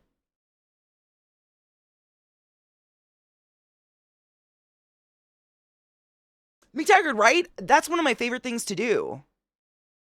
Yes! Cocky, same. Like, I could never be with someone where I needed to watch what I say in general. But, like, if I see someone who's quite beautiful, I want to be able to be like, oh my god, did you see that human being, that goddess that just walked by? Ass I'd snap a quarter off of. I don't want my partner to be like, insecure about me thinking that or saying that. That is just me respecting the someone probably worked out a lot, did a lot of squats, and their ass is sweet. Please admire with me. I don't. And again, this is no shade on anybody. Like, we're all fucked up. Nobody's perfect. I'm not perfect. You're not perfect. Perfect is overrated. But I've never understood the weird, in my opinion, allegedly, whatever, weirdness around not wanting your partner to watch porn or masturbate. That, and for some fucking reason, in my personal experience, the people I know who have a problem with their partner masturbating are also the people that are like, he's always all over me. I never get a moment to myself. All he wants is sex. And I'm just like, bitch, what do you want? Bitch, what do you fucking want? Help us all. Your titties are delicious, but your brain scares me. What do you want? I don't know what to do with those people. And I've had friends like that. And I'm like, you're coming to me for like, I guess, not commiserating. What's the word? To like I should bitch about this too, but I don't, what do you want? If you don't want to fuck him, maybe let him jerk off in the shower and watch some porn. Like, am I an idiot for that? I've never understood that, though, and I know so many people personally who are like that, very much so. They're very insecure. They see it as cheating. It's cheating if you look at porn. Which, what? I don't get it. I've never got it. It's not that I don't disagree with it. I don't get it. I straight up don't understand that. And I'm a very insecure person, for fuck's sake. That doesn't make any sense to me at all. What up, Yoshi? How are you, love?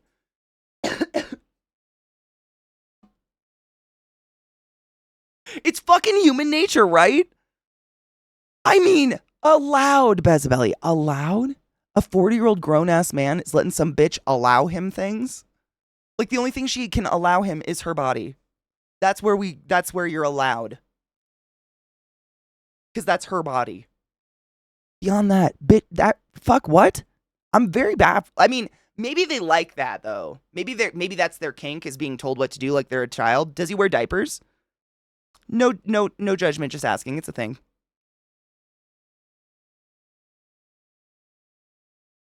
My GF has some latent trauma issues with porn and being replaced by a younger, a skinnier, hotter version of herself by her ex-husband. Oh.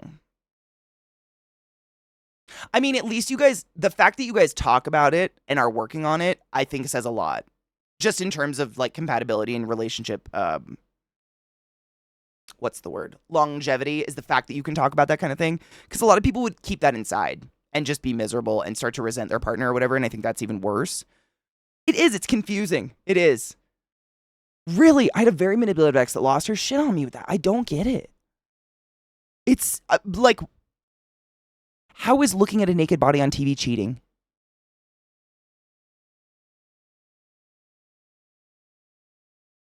And again, this is just personal opinion, but having a healthy sexual relationship with your own body, I think, is kind of paramount to just having a healthy mental state in general.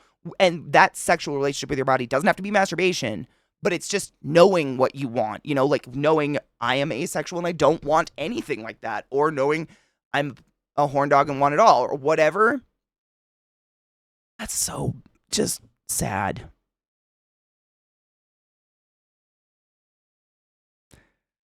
Same, senor, same. As an insecure person, I only like other insecure peeps, but there's a difference between telling people what to say or think about you or just feeling insecure. Most people I've met who aren't insecure are just arrogant assholes, but I think you're talking about controlling partners. Very much talking about controlling. Yes. I mean, as far as I'm understanding from the story that we're being told, it sounds like someone who is a level of insecure that if they don't control all of their partner's activities and are aware of their partner's every move, every movement, then they feel icky about it, I guess. Which, like, we all have anxiety. I ain't judging. I'm insecure as fuck. Everybody has insecurities, right? None of us are, like, nobody is void of insecurities. Everybody's got them. But to project them on someone you claim to love, I think is really fucked up. And signifies a severe lack of self-reflection, in my opinion.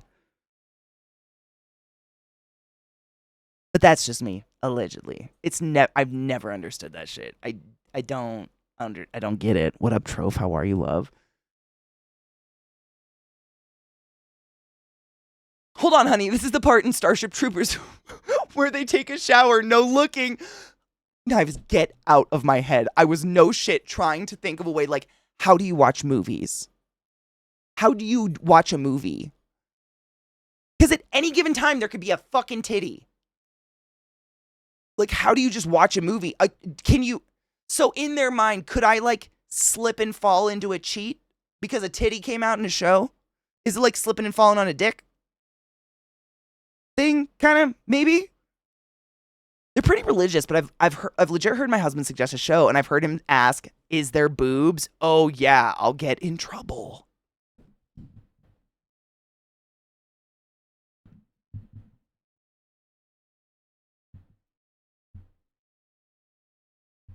I don't know how to say this without sounding like a cunt, but like it's gonna sound cunty. Like, in trouble? In trouble as an adult human being should be like, I don't know how to say it. Anubis, thank you. I don't. In trouble. What?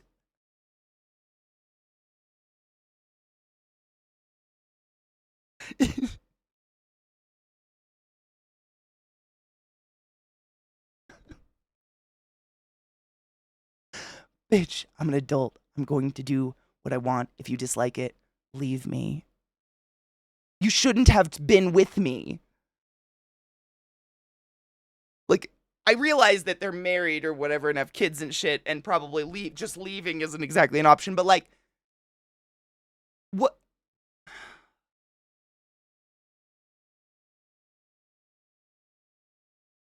In trouble is weird, is vexing. How to make Katie flustered 101. Seriously, I'm so flustered right now. In trouble? Like, as an adult, the people that get you in trouble are like the IRS, the police, probably your kids, because kids suck.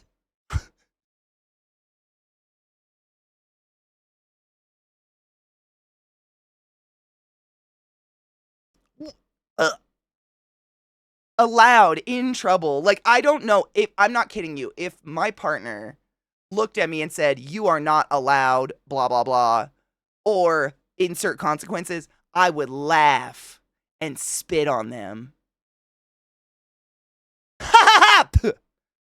What was that, bitch? What? Like, barring, being a fucking criminal. Like, obviously, if my partner's out there murdering people, like, please don't do that. But, I feel like that goes without being said, right? Like,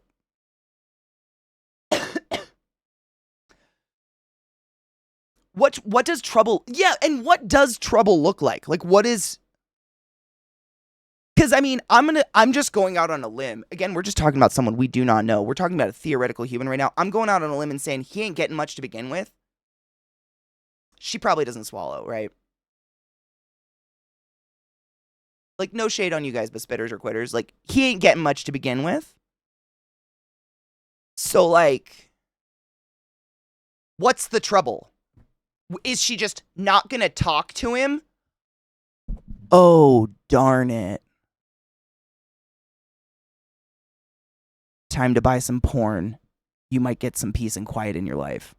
Like, what's trouble as an adult? Is she gonna scream and cry and stomp her feet because she's sad? You looked at boobies that were my boobies. I'm so mad. That's cheating. Like, what's she gonna do? What is trouble? I'm so flustered by this concept. This is so weird to me. But I tend to surround myself with people that are like, live and let live as long as you're not hurting anybody, and we all just do our own thing. Like, I don't know. That's just...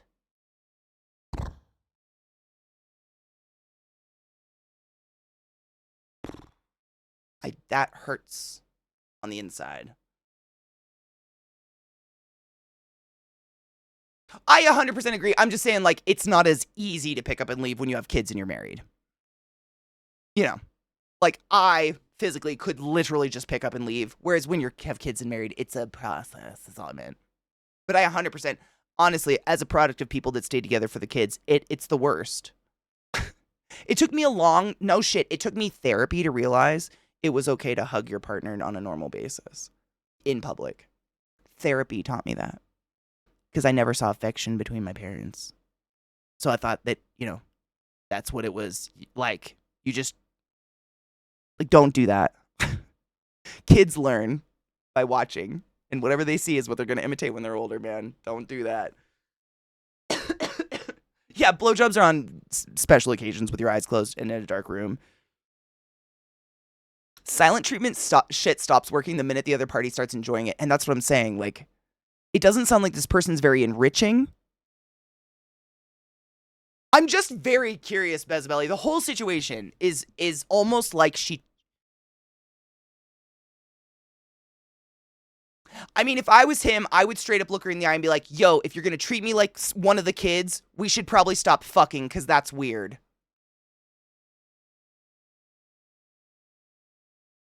Like, where are the lines here?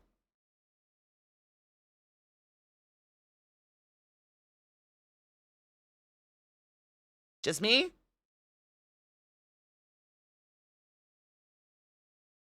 Kind of have to pee. Who would get the poods? That's not even a talk. Me.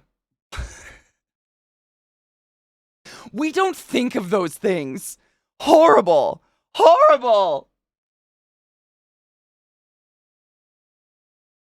What up, Sheepy? Good morning. I think withholding things from your partner as a punishment sets a bad precedent as a relationship. Eventually, at least one partner will check out of the relationship. 100%. I think that's saying almost the same thing as, like, the silent treatment's only effective until they enjoy the silent treatment. And, like, if you already nag all the time and, I'm in trouble if I saw a boobie in a show, are you just going to nag more, or are you going to go silent treatment? Because it sounds like it sounds like the punishments are, like, it's an all-over win. You got to see some boobies, and you didn't have to learn to listen to a dumb bitch flap her jaws in your ear anymore about some bullshit that doesn't make any sense. About Santa in the sky, or that white Arabian guy, or what the fuck ever is going on over there. You know what I'm saying? Jesus.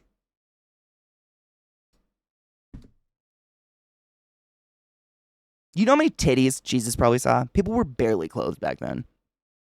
Crazy. Like, no shit. We read the Bible a few years ago on stream. I know, weird, because we're covering Catholic. And in the, like, it stated so many fucking times in that goddamn book that no building of religious importance should have stairs lest you see the nutsack of someone walking ahead of you. Because people didn't wear panties. And they were just wearing, like, little linen skirts. And their nutsacks were just out. So, like, if you go to church with stairs, not a church. Satanist. Go to hell. You're winning. Stairs. No stairs. You might see a nut. That's legit. Like, and now we're gonna go, like, no titty? The fuck is going on? Like, if she has a baby boy, is he not allowed to breastfeed because that titty might be cheating on Jesus? Like, how far do we take the titties?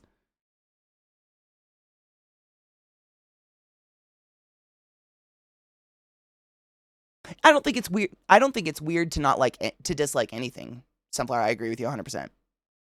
I think what you like and what you dislike is very personal and it's very unique and it's wonderful and you have the right to all of that. Unless it's liking kids and something like that, then you should probably go check some, like, get chemically castrated or something. But you know what I'm saying? Can you see what you really mean?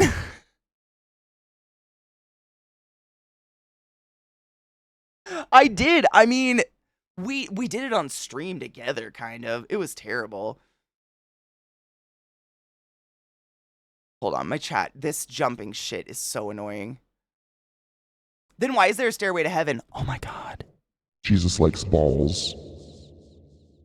Nuts are fantastically weird. I make a point of staring at them regularly. They move like a lava lamp. If you have never had the chance to just experience a scrotum, the two testicles quite literally do this independent of each other very, very slowly to temperature regulate. It's wild. Give it a peek sees one day. It's a little inner lava lamp. It's magical. There's a Reddit post about a woman who got divorced for breastfeeding her son. Oh my god, I read this recently. Holy shit, Troph. I fucking read this story recently. You just activated memory. She got divorced. Was there a lead up to the story? Because when I read this story, I'm not kidding you, she was asking Reddit what to do. Because, okay, can I just tell, I have to, hold on. Let me give you guys the rundown of this story real quick. This is a Reddit story. It asked Reddit. So, this woman gets pregnant, has a baby. She's in the hospital breastfeeding her newborn, and her husband comes in, flips the fuck out, and says it's cheating. And it's disgusting, and he no longer can find her boobies sexual anymore, or some shit like that. I just want you to know that you're not allowed to talk about me on your stream anymore, or you will get in trouble. I'll be right back. Get the fuck over here, motherfucker! I'm gonna fucking kill you! Ow, ow, ow! Sit in your corner! You like it?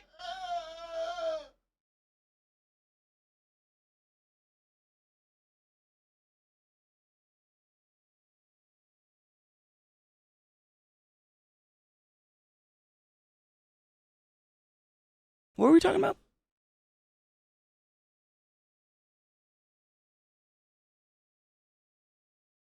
Said you would spit on me and you didn't. Thank you.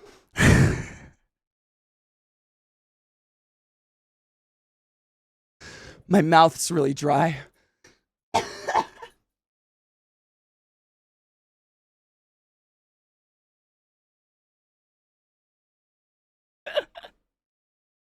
I actually hurt my hand on his face.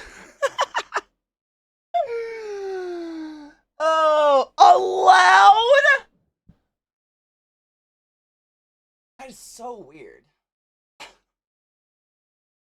Maybe I'm just too strong of a personality, like, bitch, what? You know what?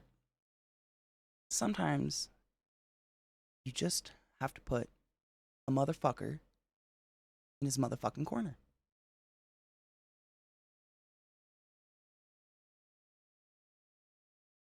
Bonus points if you do it with a smile.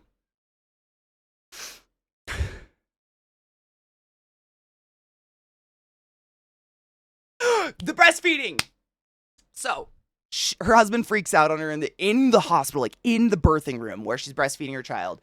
And I don't remember all the details between that, but he freaks out. And they have another, like, I guess there's texts between them. There's texts between them at this point. I read this like a week ago or something like that, so please forgive me for the spottiness. But there's texts between them, and the texts between them are crazy. She's showing them to Reddit because she's asking them, like, what do I do, this situation? And no shit, he starts bringing up, like, this happened the last time. Turns out they have another child that he freaked out about her breastfeeding because he found it pedophilic or something. Like, he thinks it's gross that her child sucks on her boob. And I didn't see the follow-up, though, and allegedly, like, so apparently now they're actually getting divorced. I feel like this is just a major fucking case of communication before actions. I don't know what's happening. Yeah, I mean, good for her. I agree. That shit's fucking crazy.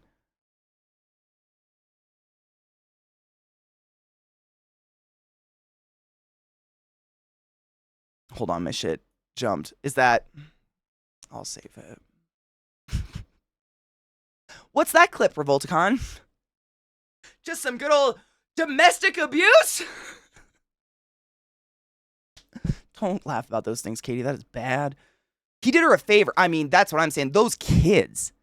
Like, I can't help but wonder if he's approached his children and said, like, how do I say this? Like, what? That's my titty, bitch! What? No! You know? Like,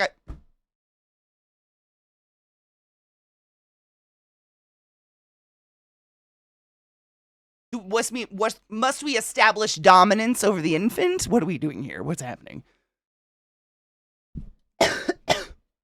Dude, I mean, senor, you bring up a great point. There's 2 titties in one baby. Like, I'm sure mom would like the swelling to be even. Like, let's go. People are weird. Dude, can we just talk about where you started this clip? Was this on purpose? Why do I look like a fish?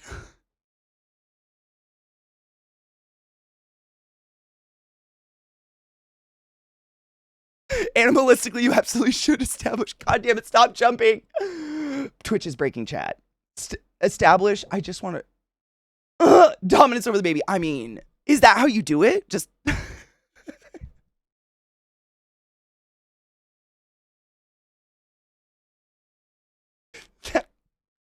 Oh, is this?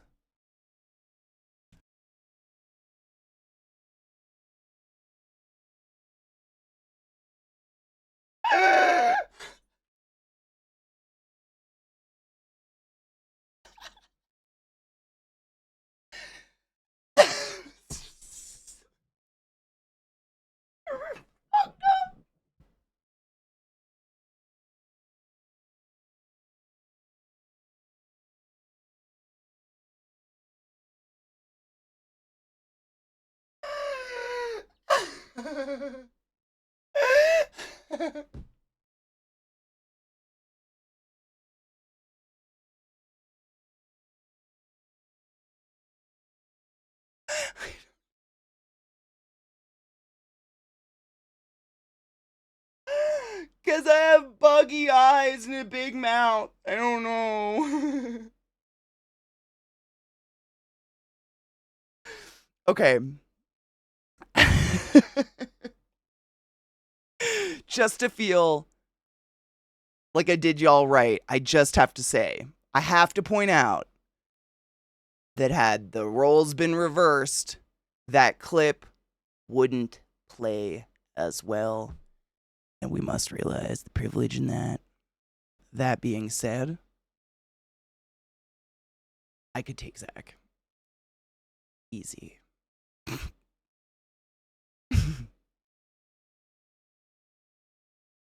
Yeah, PSA. No Zeeks were harmed in the making of this film. I, in fact, hurt my hand on my own hand.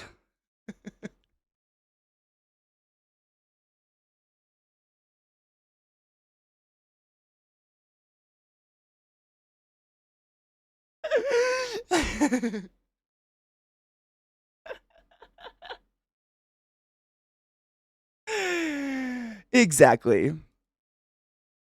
Um, Nine and Dex. Yeah, we watched them. Not yesterday. Like two. What the fuck is this? Why am I like this? Rod, what is? I don't. I feel like I have amnesia.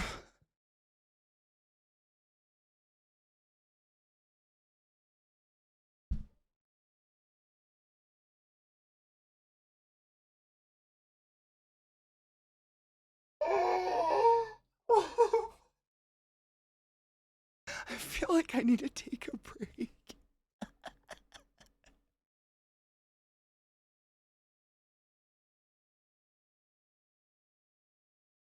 Yes. Oh my god. I do it all the time, Viata. I literally right there. You can see the spot. I did it to my own hand every time.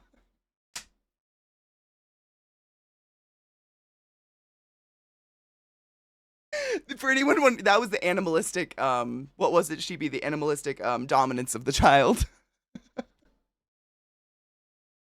No, it was me talking about the guy who was he thought his wife breastfeeding his newborn baby was cheating. And I was like, what are you supposed to do? Like, is like how doth one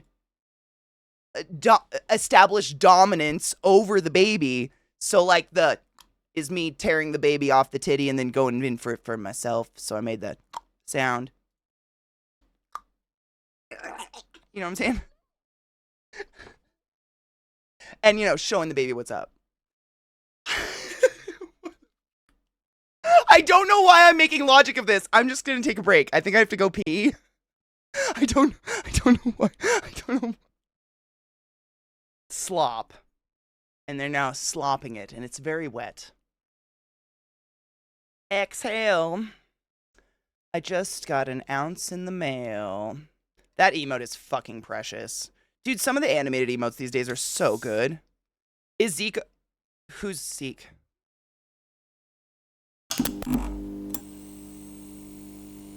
Jade.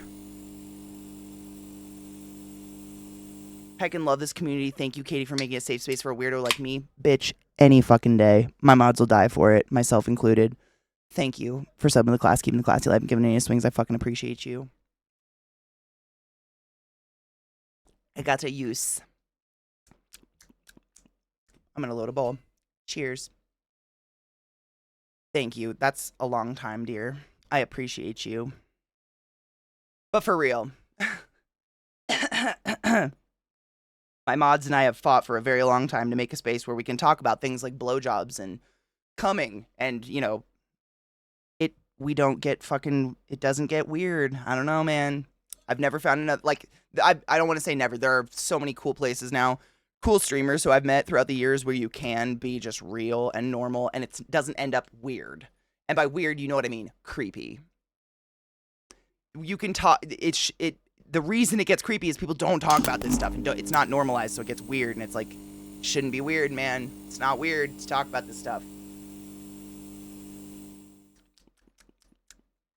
Yep, weird as hell, never creepy. Yep, exactly. Like there's such, and it's a fine line, and I understand that, and like that's why I think like it's not even something my mods and I have ever discussed, but we don't fuck around. Like if someone's dumb enough to make a racist joke or an anti-trans joke, etc., you don't get second chances because we don't even want someone who thought that was a funny first chance.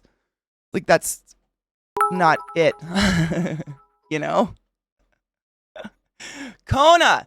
Thank you so much for some of the class, keeping the class alive and giving any swings for 21 fucking We can drink! Yay! Thank you for resubbing the class, keeping the class alive and giving any swings for 21 months. It's a long fucking time. Thank you for those biddies, Star. How are you, love? It's not a bad. Weird is good. I mean, weird is so subjective again. It's such a stupid, like, because what is weird? Like, that we are probably, I could probably so far to say most of us are described as weird, but to us, we're normal. Like, I don't think of us as weird, but I know I've been described as weird my whole life. So, I know there's people who think it, but like, I'd rather be weird, what I think is just interesting, than boring any fucking day. Cheers. Oh my God, Rod, I met another Frenchie yesterday. She was so cute, but oh, can I just tell? Oh, I meant to tell you this. I was talking about little Gizmo with her. We went to a new dog park yesterday, and this lady showed up, and she had a 2-year-old Frenchie, and I mean, it was one of, I don't know the color combinations, but the ones that are like that gray taupe color with little like tan eyebrows and a white belly. I don't know what the color combo is, but seriously, looked same exact like shape. What, just a beautiful, perfect little bundle of bulldog. And so we were just chatting with her and playing with her because she was the cutest, friendliest little dog. Come to find out, this is a fucking rescue. I've never met a French bulldog rescue. She goes, yeah, her and her sister were left starved near to death in a box outside of a vet clinic in the middle of the night.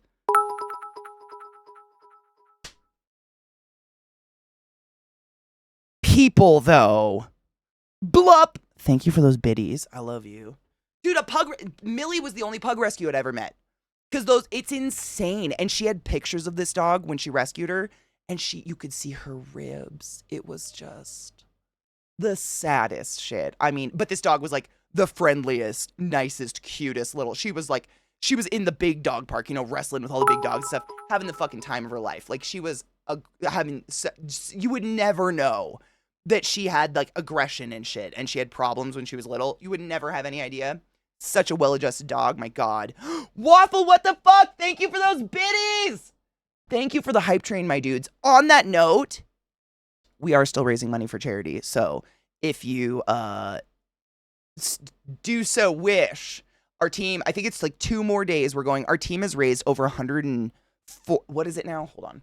It was 147,000. It's probably gone up. It's crazy. Our team has raised so much fucking money. It's just incredible. Our team has raised, $143,167.79 in just under a month. It's fucking insane. So just huge thank you to anyone who has been a part of any of these communities in our team at all, or has ever given to St. Jude's in any way, shape, or form. Like any of these things. Thank you so much. You're wonderful. And I fucking appreciate you. It's amazing. Right, Funk?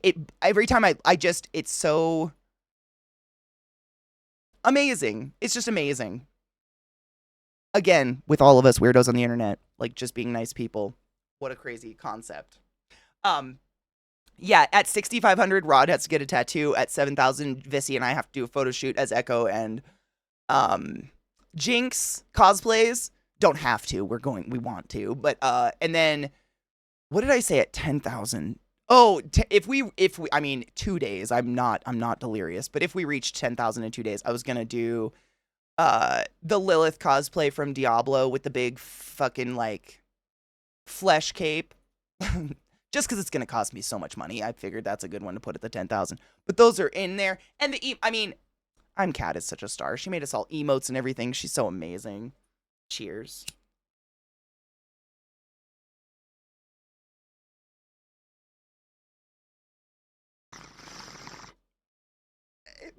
Couldn't agree harder. Yeah. I have a hard time letting you describe yourself as any of those words if you can do that to an animal. You can think those things about yourself, but like... and that doesn't mean, like... I've met people who, like, aren't necessarily a cat person. It doesn't mean they dislike cats or would abuse a cat. People can love animals and not want to have an animal or whatever. You know what I'm saying? Cheers. That was a strong hit. Oh. Funk, you broke 3K. Shut the fuck up. Dude, cheers. We must cheers to that. Congratulations. That's fucking... I'm astounded we blew over 5,000. It's crazy. I haven't done a charity like this in a really long time. It's just... I don't know. There are no words for it. It's like... There's that saying, it's like doing kindness quietly. You know, we're just a handful of little internet people, you know, who like to hang out with cool people and do fun shit all day. And if we can just put up like a little flag that's like, hey, we're going to raise some money to help kids not suffer as much. And like the amount that people just jump on that, like, oh, fuck yeah. Like that is the cause. I don't know how to word it. Like how cool it is, but cheers.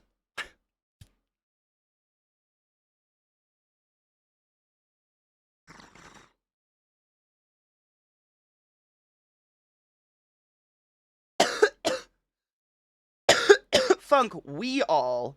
We. It's a we all. The fuck? Ooh, that was probably our 420. That was a oh god, Viata, that was so long. That was a 420. We did like a 420 ESO stream for charity. Yep. That was so long ago. I love doing charity stuff. It's so much, it's just like this was so easy cuz I know I've talked about it, but like I'm Cat went through and made all of the emotes and all of the graphics and stuff like that with Gek. Gek put them together for us. Gek's been going through and doing updates in the Discord hey every there. single day as to what's going on in the charity. You want to come inside and see my crib? All I had to do was join, put up some cool alerts, and be like, hey guys, want to help? And everybody did. It was so, like, they did all the work. I feel like I did nothing. All I did was, like, put up this, like, would you like? You like to help? I feel very useless in it, but if it can help somebody, like, I know, and I know a lot of you have heard me talk about it, but I know exactly what it costs to stay a night in a hospital without care of any kind, or lights, or a nurse, and it's astronomical. And the fact that Johns Hopkins, excuse me, that St. Jude's Children's Hospital, St. Jude Children's Hospital, that's what it is, right? I always fuck it up. The fact that they did something like that, they're doing something like this, they're maintaining something like this, like giving housing to the parents, you know, close to the hospital, so that the parents could be there with their kid. Like, I've told you guys, can you fathom being a kid in the hospital alone? And, like, your parents have to work to pay for your fucking healthcare so they can't be there with you. Like, how horrifying of a moment to be in. If I can do anything to alleviate that in any way, shape, or form, and even if it's just, like, flagging that we're doing a charity like that, why the fuck not? It's crazy to me that someone would say no. Holy shit. It was 5 years ago! That's crazy.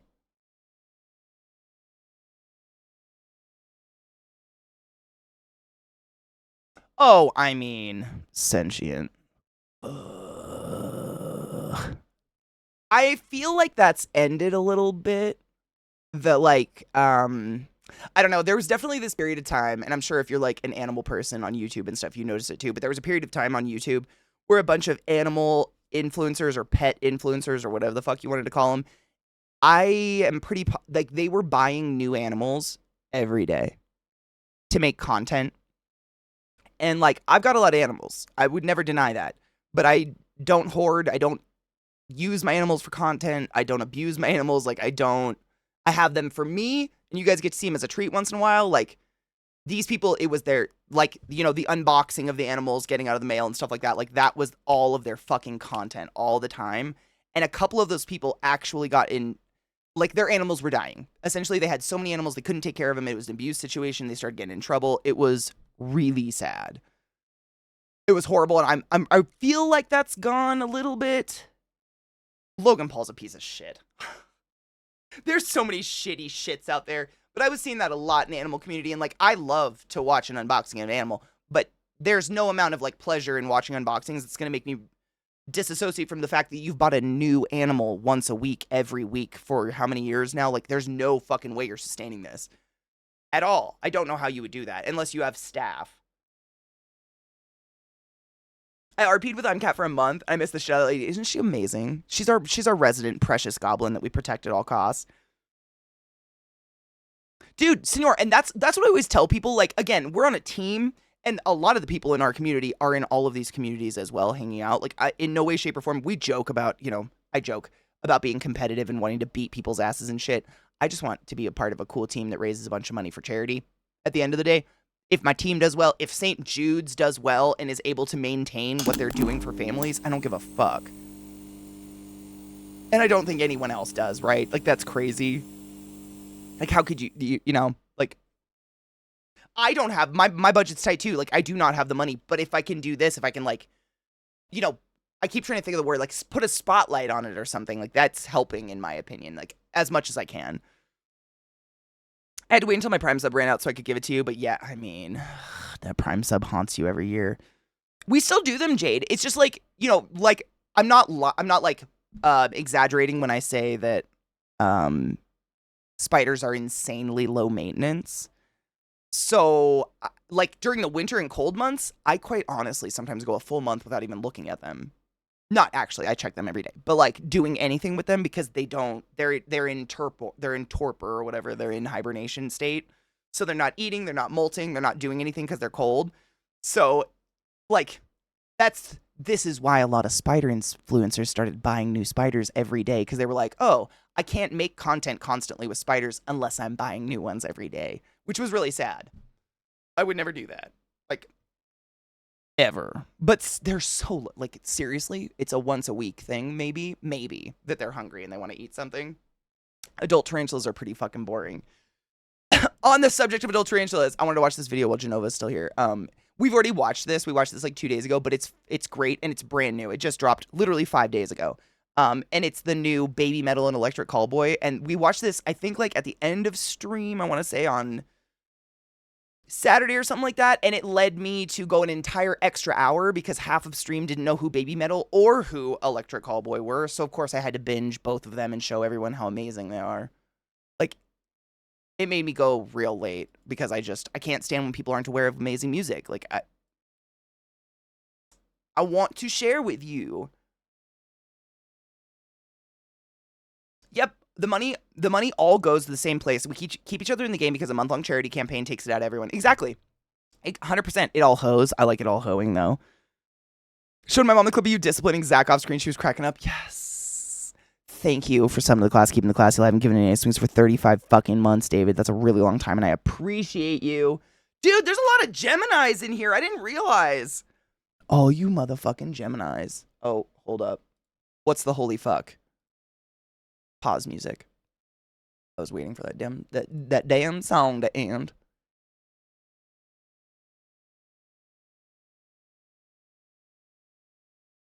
It won't load for me. But exciting? It won't load for me.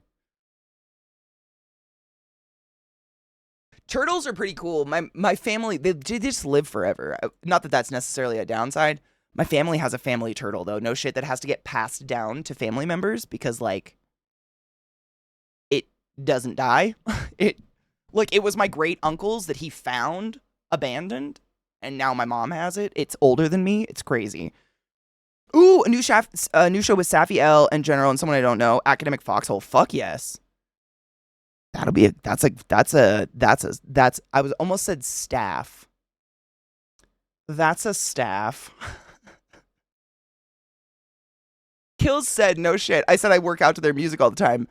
Kills it. Oh my god. Also, Lord Freecheese, thank you so much for subbing to the class, keeping the class alive and giving any swings. I fucking appreciate you. And thank you. I'm sorry. I can't hear my alerts.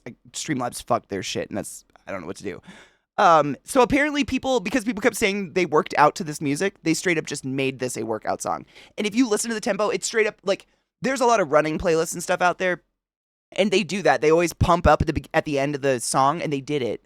I heard it. It is on purpose. That was beautiful. Jamie Lee Curtis is a goddess forever. She looks so fucking good. Is this the one, Rage? Is this... No, this is the... Oh, shut the fuck up. This is... So when I was like... Thing where I think like those clear blue eyes are soulless and I hate them. It's his eyes. They look like like a husky's eyes or something, and I'm just like, nobody's home. It might be because my 3 older brothers are all blonde with sky blue eyes and they're all soulless, and maybe I just got accustomed to like, wow, soulless. But like, there's something about those his eyes that I'm like, and I don't know why. It's weird because I think those are like I just closed a link on accident. No!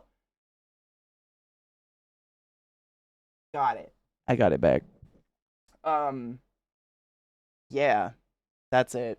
That was the thing. I never got the John Travolta thing because he has those very scary blue eyes, and I think those are like kind of in general, like what's the word I'm looking for? People think they are pretty. Like, you know, like those see-through glassy blue eyes that are like kind of Oh, I didn't, David. I have all of them. They're just very far down the line. He may or may not have contributed to my dark hair, light eye thing. Those light eyes scare me. I don't know what it is. They seem soulless. Crazy dude. I hope you're doing well, Honeybean. Surviving. Ew, Travolta assaulted several massage therapists and paid them to shut up. How is he not in jail? I don't think you just get away with it if you pay people off, right? Stop. Sorry.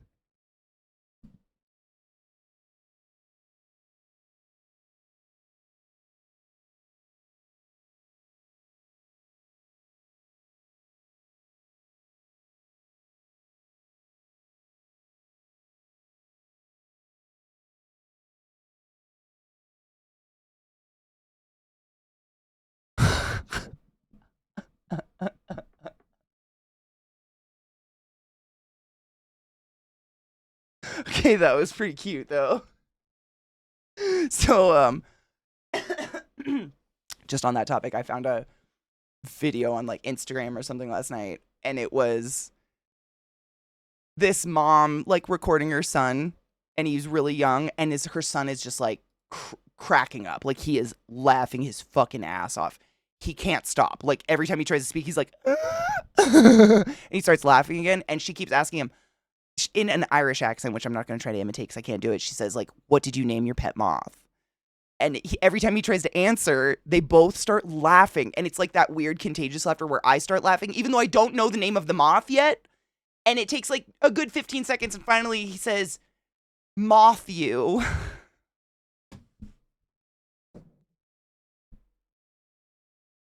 And it was funny. What's funny? I get it now. Moth. But I laughed more before I knew the name, which was weird. Electric Callboy, don't give up on me now. Okay, YouTube. This was, wait, was that the other one I touched? This is the one I promised, yes. Yes.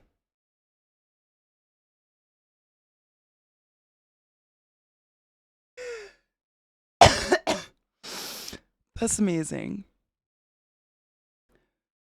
Oh my God, Glut, you're right. I never knew why they broke up. It was like they broke up and one of the band members just went and tried to do rap or something, and they never did anything beyond that. It was very sad. Because I kind of dug LMFAO for a bit. They were fun. Yeah, dude, that's what I'm saying. They probably would have done awesome stuff together. You're not wrong. I kind of forgot about them. It's crazy. I don't know where. I just dude,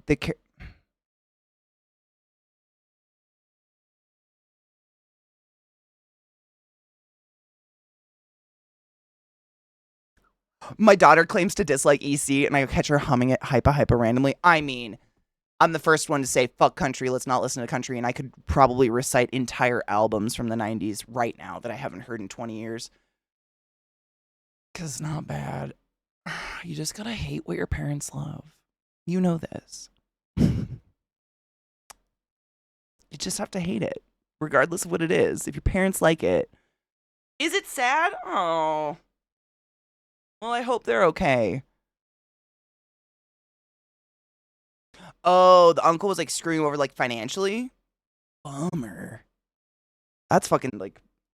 I was just thinking though. You've never gone and looked at your uvula? Like how far inside does your phobia go? I'm curious who harmed you. Because seriously, so thus far I've learned Vile is petrified of beyond your teeth and beyond your butthole, like all this, and praying mantises.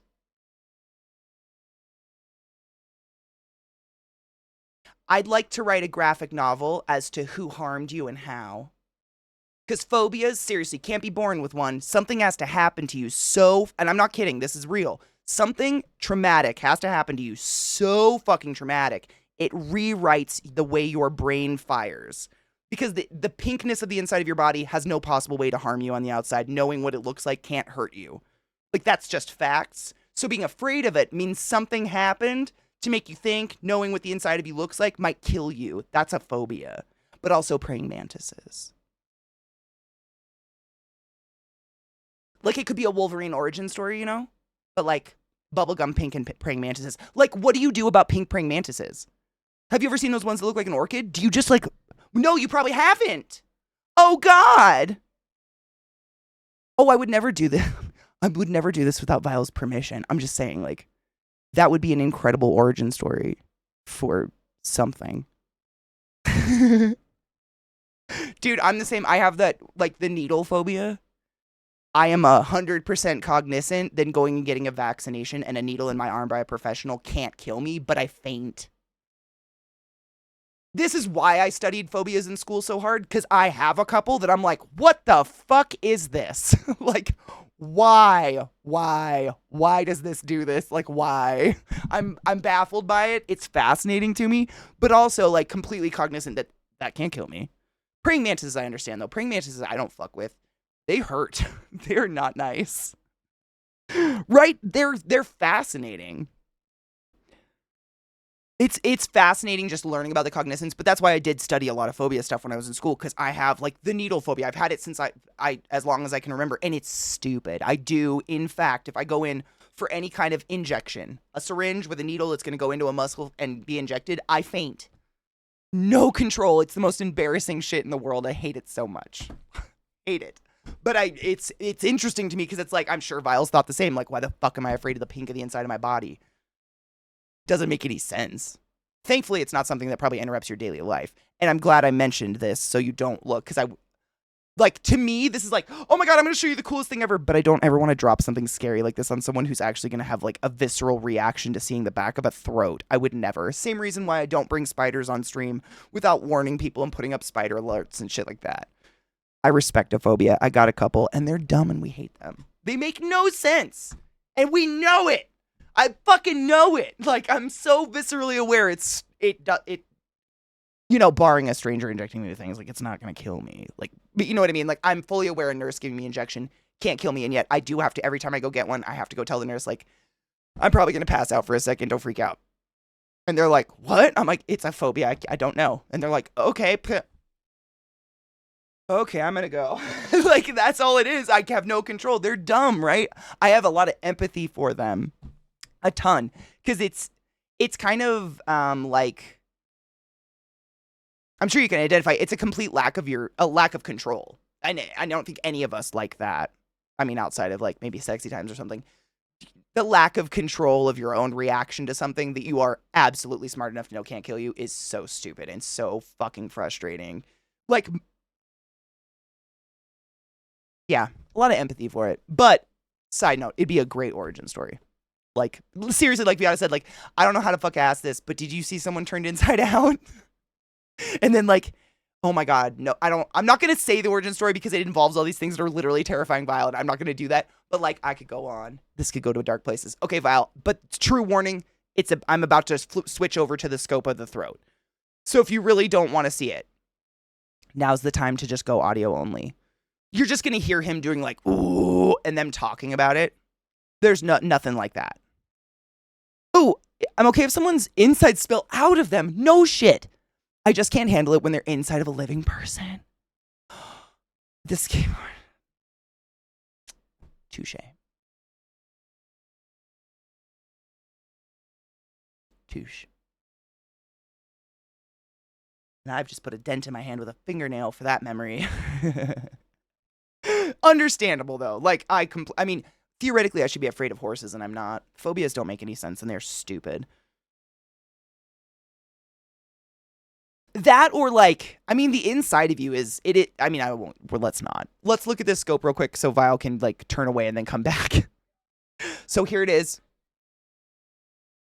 Yeah, Vile, I mean, not even 30, honestly. I'm not playing the whole video at all. The video itself is an hour. I'm just playing this one part of the scope. Seriously, so like 15 minutes. I promised Vile it would only be 15 minutes, and I don't want him to come back to that shit. It's honestly, I don't know. That's what he says. It's so weird for him because it feels like there's a lump in the back of his throat, and there is. I mean, he quite literally has a scope going down the back of his throat and sitting right here while he does that shit. I don't know. I couldn't do it. I'd feel like I was choking. Like, no, I would just... Hello, Miss Ma'am. How are you doing?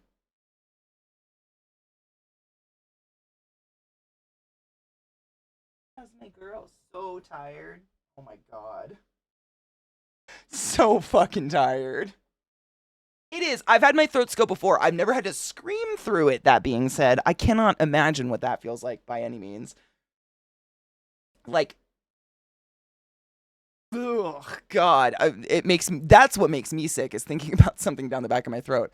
I couldn't even imagine.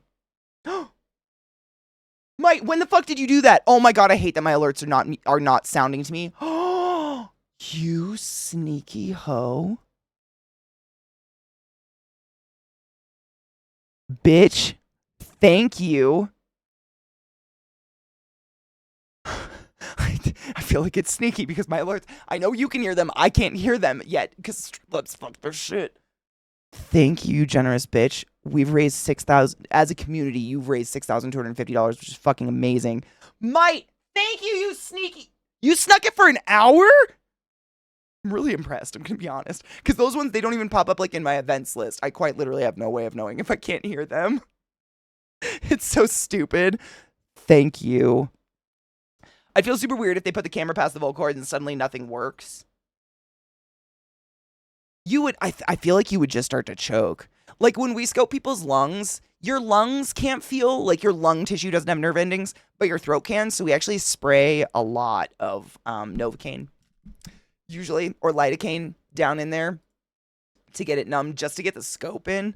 Because if we don't, people just, I mean, even with it, your like instinct is to cough and sputter at that because your body doesn't want something down your throat, obviously.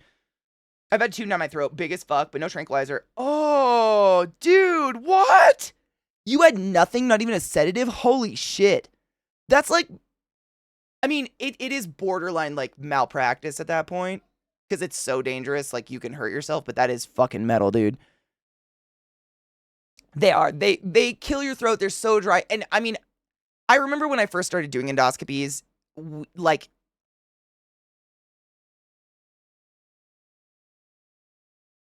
the amount of lube that we use on that scope, I truly thought I was going to suffocate my patients with. And they come out every time like, my throat is so dry, everything hurts, I'm bleeding. And I'm like, I dumped a gallon of KY down you. I don't. But it's your body absorbs it because it's water-based. It absorbs it so fucking fast. It just gets rough really fast. It sucks. Let's take a break and I'll go get water because I forgot to load it up last time. I forgot to fill my water bill. Irresponsible mother. She looks fucking so tired.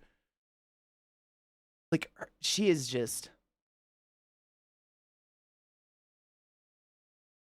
You're the sleepiest girl that ever did, huh? That trip yesterday killed you, huh, baby girl? Yeah. Wanna go outside, go potty? Yeah. Okay. I have to pee too and get water. Sounds like a deal. She's so fucking tired.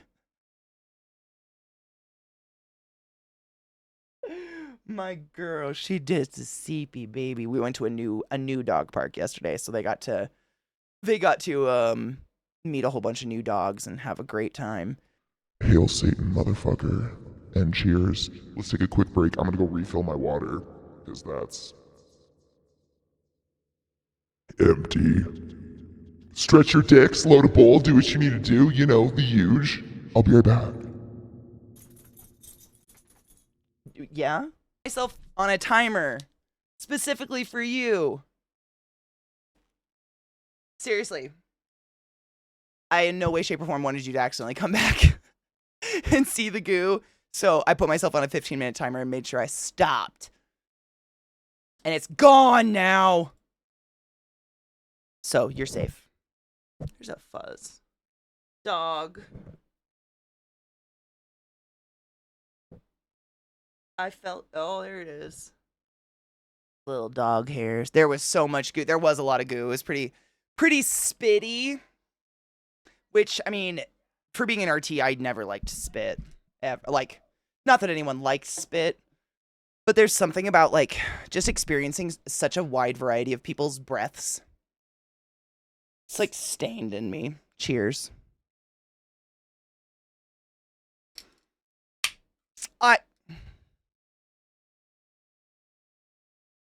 I know the skateboard story, though. You're just gonna ruin everybody else. I've already been ruined, man. I can tell the cliff notes. Vile's lucky to have balls.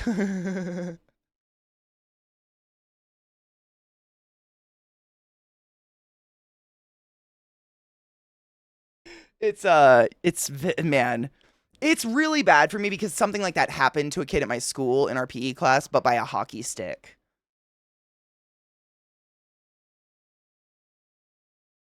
And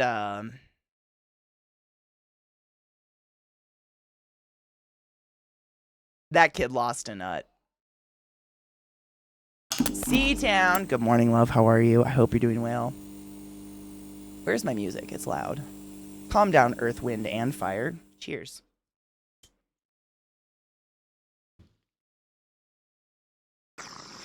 Thank you for subbing the class. Keep the class alive and give it its wings. Go forth and be consensual in all the ways because nothing in this world is sexier than pure sober consent. I fucking appreciate you.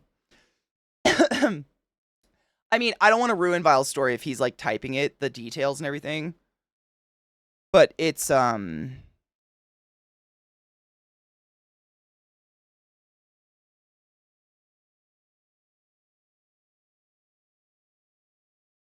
I know it is their nature. You're not wrong. It's the energy. It's the energy of them. Knowing now what I do, losing a notice. I know, true. I think I don't want to lose any parts. Like I had to get my wisdom teeth out, you know, and like that sucked. My bong's smoking itself. Cheers.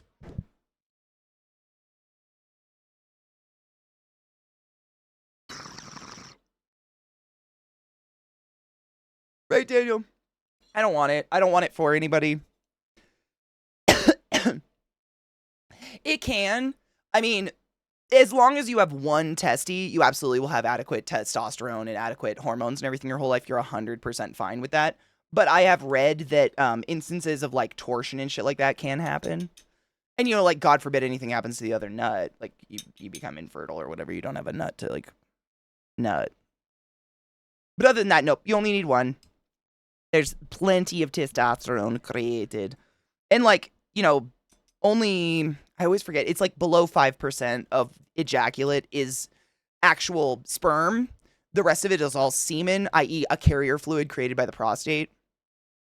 So it doesn't really, you know, have that much to do with it. And most people who have, like, how do you say, like, an adequate sperm count to have kids, usually you have a sperm count that is fucking far beyond what's necessary to have children. So, like, going down to one nut doesn't really affect that too severely. Unless you have already had, like, a predisposed, like, testosterone shortage or lower testosterone or something like that. Like, there's always, you know, extenuating circumstances. Hello, LZT. How are you, love? It's a dick sneeze with swimmers. Exactly. Yep. Yeah, not a lot comes from your balls, believe it or not. I had a load of ball. Yep. We super over equipped. Yeah, I can't remember. I want to say they say it's like 20,000 is like an adequate number of sperms to fertilize an egg. Like, and I think most people have like hundreds of thousands or something like that. It's pretty crazy.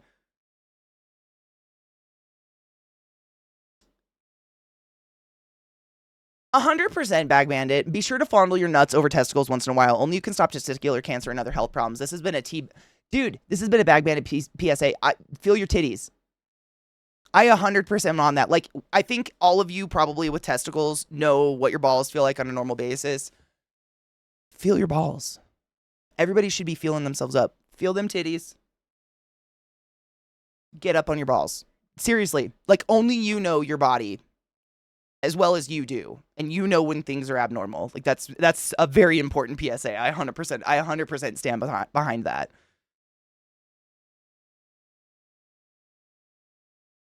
There's some sugar hormones, etc., in that are important technically. Yeah, technically it's part of the carrier fluid and shit like that, but that's about it. Hold on, Vile, did you post the story? Did it jump? Here it is. It was a Hold on. It was a summer day, and it was laundry day. I was 15 and skateboarding. I attempted to grind a rail in the city.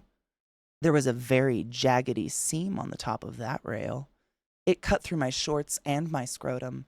Things fell out and it looked like pasta with marinara. Couldn't masturbate for 9 months. Got several stitches on balls and shaft. Hashtag was great. Hashtag blessed.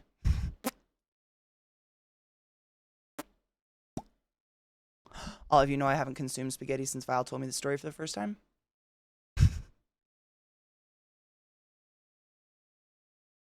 like I said, lucky to have thine balls.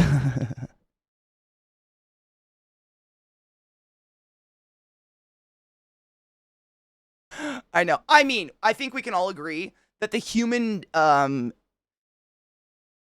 blueprint of putting your most delicate like reproductive organs on the outside in a tissue paper sack of flesh was a bad idea. Yeah.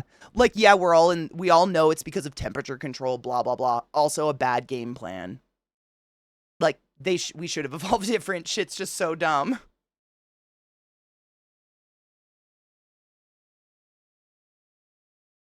Lucky to have that one crazy stalker that one time. Lucky. Lucky's a word, Vile. You mean the one that, like, pretended to date your brother or some shit? I kind of wish I was eating spaghetti or pasta with one big fucking meatball in the middle. No, Vile. Actually, it does astound me that it's been 2 years. No. That feels like very recent. It wasn't so bad until we decided to walk upright on only two. Was it? Because I feel like when you're bent over, it's a lot easier to punch you in the balls if you're bent over and they're just dangling there, right? Only thing I've had removed is wisdom teeth. Never broken a bone. I've been hit by a car. Wait, I've been hit by a car and fallen out of a helicopter and zipline. And you didn't break a bone? What the fuck? You might have the curse of living forever. I wouldn't brag too hard. One meatball or like one gun?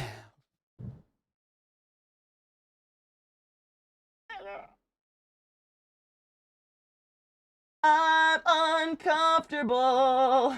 That is some fucking unbreakable shit, dude. Being hit by a car? What? Yeah, like how did you fall? How did you fall out of a helicopter? Because I have two. I mean, you know, Funk. I've been through some shit, but I do break shit. Like I shatter. You know, I don't. You know, come out on the other end looking great.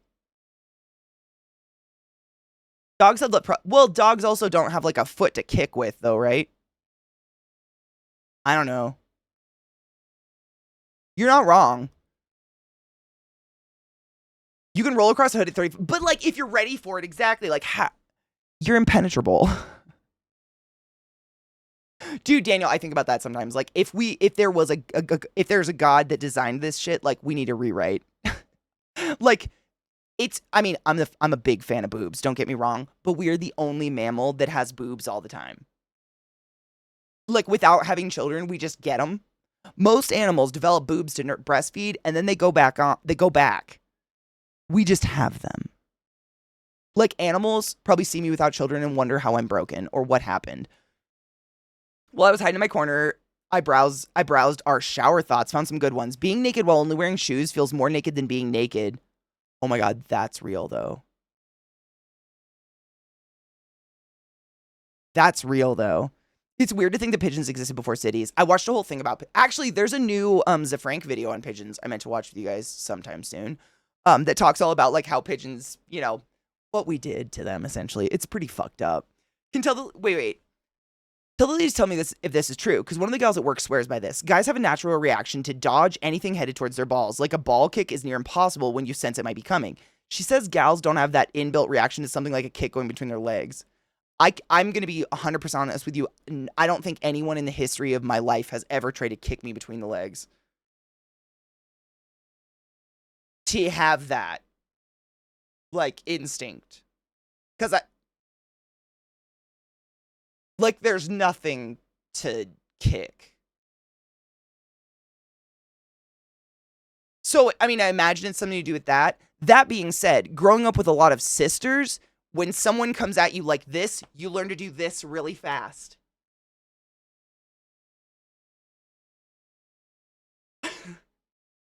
Like, I'm very protective of my chest.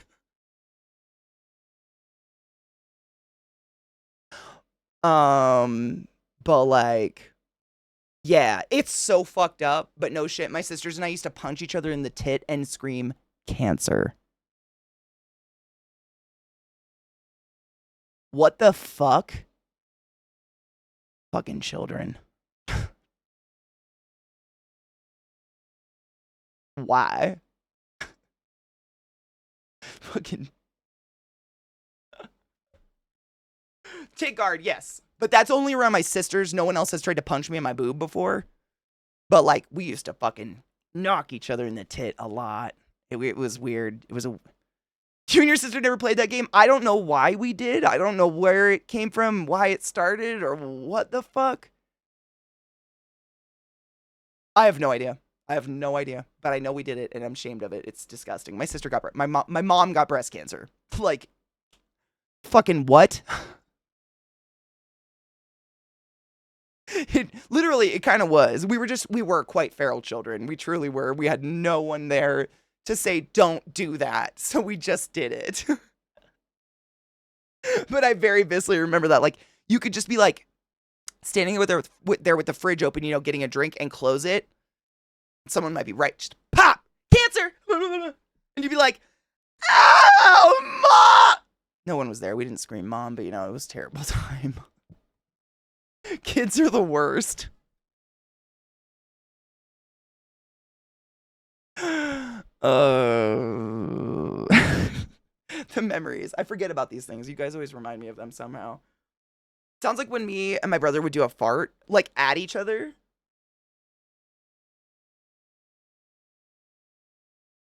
A comfort boob squeeze?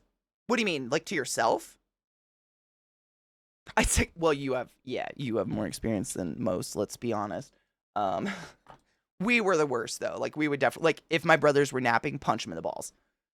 Like you caught a brother unconscious out in the open, you know, usually like hand down, like you fucking pop, and then you ran somewhere with a lock. I can't help but think it has something to do with like that animalistic instinct to be the only child and get all the attention that you just kind of like subconsciously try to kill your siblings all the time. Like not actually, but we were very rough. We were feral. I don't know. Rough with each other. Like rough. I don't know how else to say that. I've never met anyone who has stories like we do of our childhood. I'm like, oh, you guys didn't do, okay. I thought like, you know, siblings beat each other up. I thought that was a thing. Oh, kind of like how like a person with balls puts their hands on their balls while they're just chilling. I definitely do that. Like just stick your hand on your shirt and just sit there like this. My internet's moving really slow right now, which is why I'm not playing the links. I don't know what's going on, but I can see a delay in my OBS. So if you see me darting back and forth, I'm just watching it to be calm down. I'm letting it sit for a minute. My brother and I would punch each other in the arm, but there was consent. You can hit me with 50% of your strength, then 6. No shit. Oh, we didn't have that. I mean, from as far back as I can remember, that was like the slam in the arm was a way to say hi, which was terrible. Thinking back on that I was that person that would be like, pow, sup? And people would be like, ow, why? Why was I that person? I don't know. And I hate that I was that person. But that was like, it was like a language. You know, we didn't have affection. But we had physical intimacy, I guess, in the terms of just beating the shit out of each other. My mom would beat me severely if my sis and I fought. See, and I think we just didn't have anyone around, but maybe that would have happened. If we hit each other in the balls and tits when you never? He might be downloading something. I don't know, but I'm watching my OBS and it's like, it's a good second behind me. I can see myself turn, which is weird. Seeing angles in my head I've never seen before. Whoa. It's so slow right now. I'm just going to let it sit. I don't know what's going on. Wait, no. About the helicopter, hold on. Did I miss it? I missed it. Wait.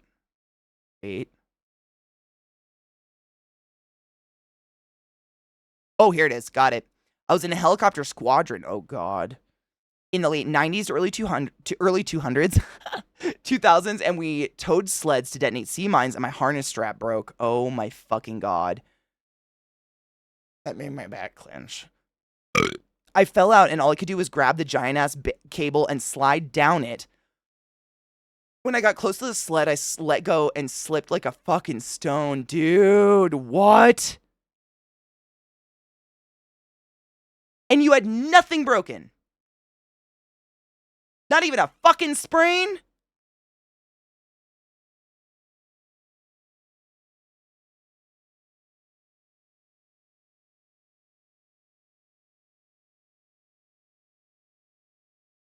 Well, knives, that's kind of where it stemmed from. Like, I've told you guys that, like, my brother Corey used to get on the tramp. He would run to the trampoline, rip his shirt off, and say, "The beatings will now begin." And if we didn't also sprint to the trampoline to allow him to beat the shit out of us on the trampoline, he would do it in the yard. And the trampoline didn't hurt as bad, but it was all wrestling moves. Like, he thought he was a professional wrestler. We watched WWF way back in the day and WCW, and all my brothers thought they were fucking professional wrestlers, and they would enact this shit on us, i.e., like, you know, all the terrible moves that should snap your neck. If you do them on a trampoline, they're not safe in any way, shape, or form, but less likely to break your neck. It wasn't fun. I lived in existential fear of those brothers. Like, it was not a fun time. And what was funny is I was bigger than him. Like, this is my big little brother. God, they're moving slow. Yeah, literally. Like, your head. You saw me move my arms, Momo. You knew exactly what I was talking about. Like, flip you upside down and go pow with your head, like your shoulders onto the trampoline. If we would have hit the ground below the trampoline, we would have snapped our necks. We were not aware of this at the time, but thinking back on it, yeah, that's exactly the kind of shit. Or like, I mean, I don't know the names of the moves anymore, but it was stuff where our spines should have snapped. Like, it was, but again, no one was there to say no, so we just kind of like, we're feral. Muscles were beat to shit in my back, but no broken bones. I mean, honestly, the fact that you had muscle mass is probably what saved your bones. Bit of irony. You know how we have been all about the rhubarb pie song? Yes. I took a nap just now, and I went to a website suggestion thing about rhubarb recipes on my computer. Oh my god, it's rhubarb barber at the barber shop. Yes. They don't even do that move anymore. I know. It's the worst. I mean, my brother would do all these things. Maybe this is half the reason I'm super flexible, or maybe the only reason I survived is because I'm super flexible. I don't know, but the things, I mean, thinking back on it, like, it was horrifically dangerous. The shit that we would do was just so bad. That was my little big brother. He's the youngest of my older three brothers, the one closest to age, the only one we really went to school with or anything. He's got the issues. He is an issue. Fuck stick. A tombstone pile driver is just a standing 69 until you sit and snap their neck. Chicken and the egg. Exactly. Daniel, that's exactly like I know I'm very like I have that double jointed whatever bullshit that, you know, I could do this.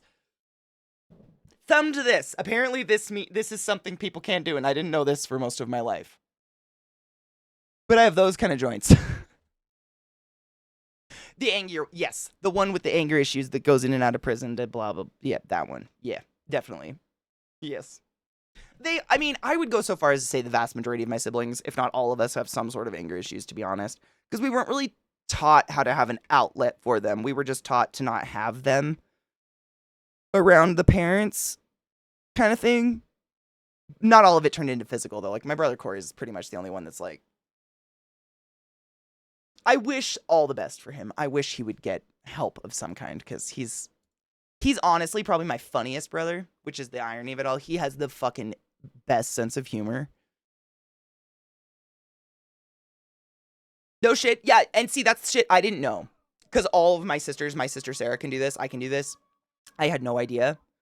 I think Sarah can do this one. I can't do this one, but she can get her fingers back really far on her hand. I can't do that.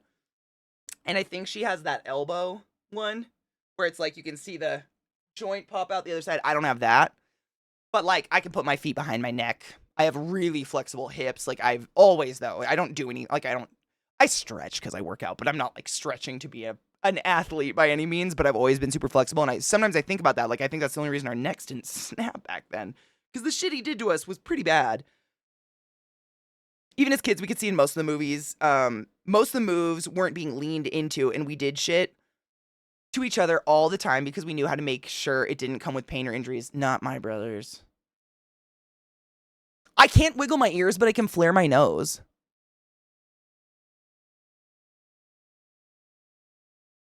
I guess that's similar, right? Look at me and my talents.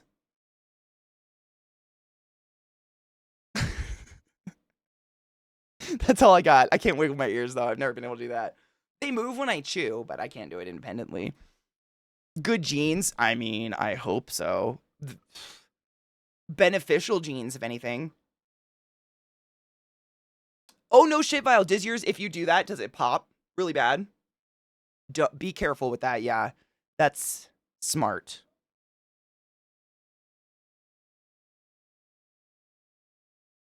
Stuffing, did I do something weird with my face? Oh, my nose. I thought I made I forgot already. Wow. It's the silence. But I'm really like, my internet, everything, my OBS is so delayed right now. I just don't want it to crash. Actually, it's a little faster. Still slow. I'm gonna close some shit. I don't know why it's doing this. You make me nervous, computer. I'm not downloading anything, am I? Are you updating Steam? No. I don't know why it's being sketchy. Oh, you can do, I struggle with that one on this hand, but I can do it easy on this one. This guy? Another one? Oh god, there was a weird one I learned recently. What was it? Oh, I guess some people can't get their pointer finger to touch their pinky. This one means you're flexible. There's a ton of weird.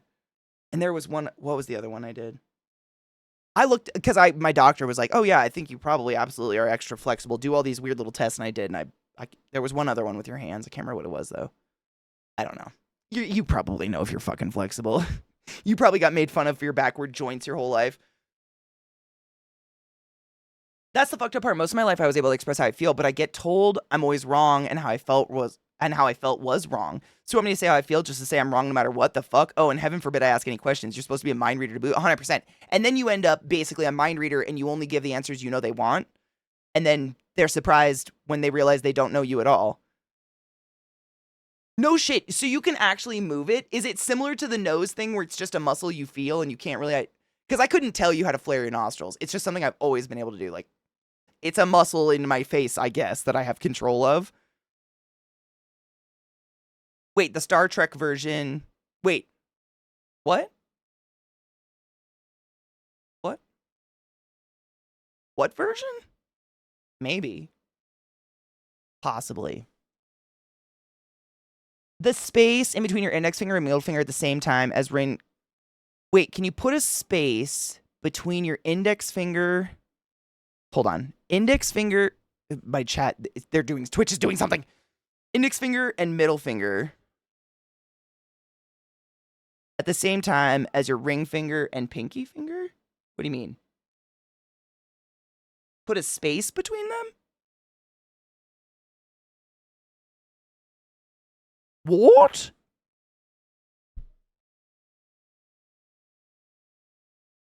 I feel like I'm just making a sad claw. Oh, this? Versus this?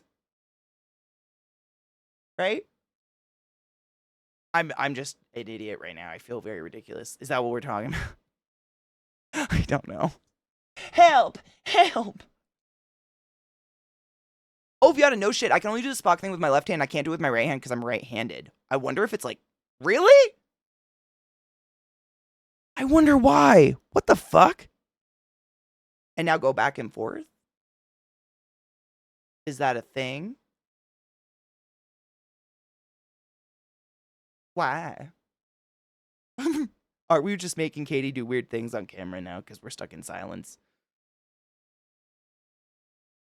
I feel like this finger needs to pop.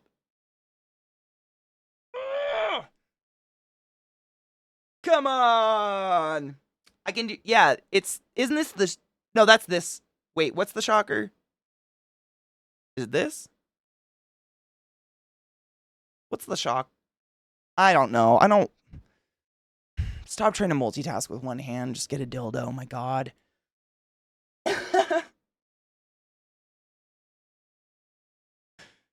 You pop your ears on command with your tongue. Is it similar to like yawning? Because I couldn't do that on command. But if I do that, they pop. Like I do it with my jaw kind of. That popped it. But that's it. I couldn't do it with my mouth closed, I don't think. 2 in the pink, but where's your other finger? You have 4 fingers. 2 in the pink, 1 in the stink. Where's the 4th finger go? Wait. Oh. What's a lemon?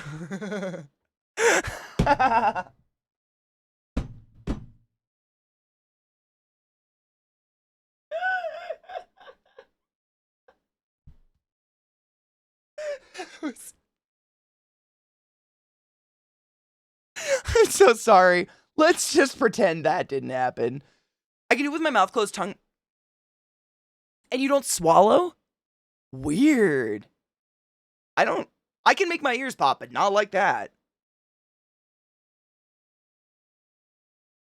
Now you got me trying it. What? I can flare my nose. I got nothing. That's my secret talent. I'm going to put some keef on my bowl since we're stuck in this weird internet slow silent moment. Oh, it's like back here?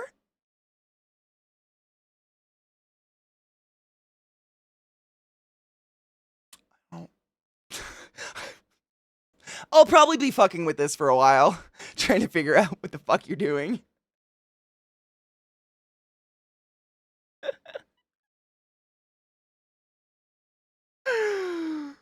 Wait, this dude I worked with, Merv the Perv, great, taught this Japanese dude who came to the restaurant on his dad's money.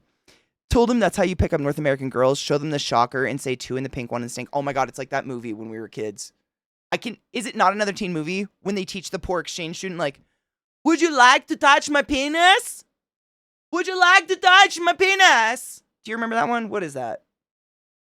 I know I'm sounding like Borat. It wasn't Borat. I think it was not another teen movie. They teach the poor exchange student like bad English. It's kind of funny, but also terrible.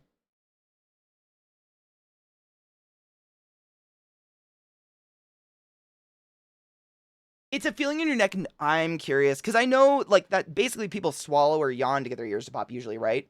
So you just have some sort of fucking control over that mechanism. I'm a little jealous.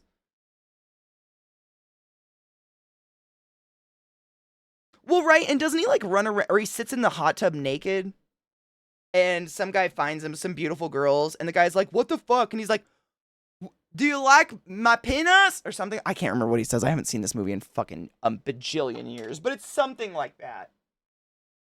I don't remember. Must put the keef back. Steven Tyler did the 2 in the pink, 1 in the stink when they shot the video for the Rock and Roller Coaster at Hollywood Studios Orlando. No shit, I probably went on that ride when that was there then. I went on that ride right after it was put in. I've only been on it once ever, but I did. I remember going on it right after it was put in, and I bet the keef is so precious, and it's seriously, it's like, if I don't screw that bottom on, I swear to God, I'll tell myself, like, I'm just gonna set it there, and I'll remember that it's not screwed on, and then in an hour I'll go to pick it up, and it'll spill everywhere, and I'll cry. Katie describing any movie. Do you like my penis? Okay, but for real though. Vile, that's a lot. I was actually thinking, I downloaded a game. I was trying to, like, I know I have a couple games started, but I was trying to find a game that's like, I needed something loud and high energy and maybe funny to play.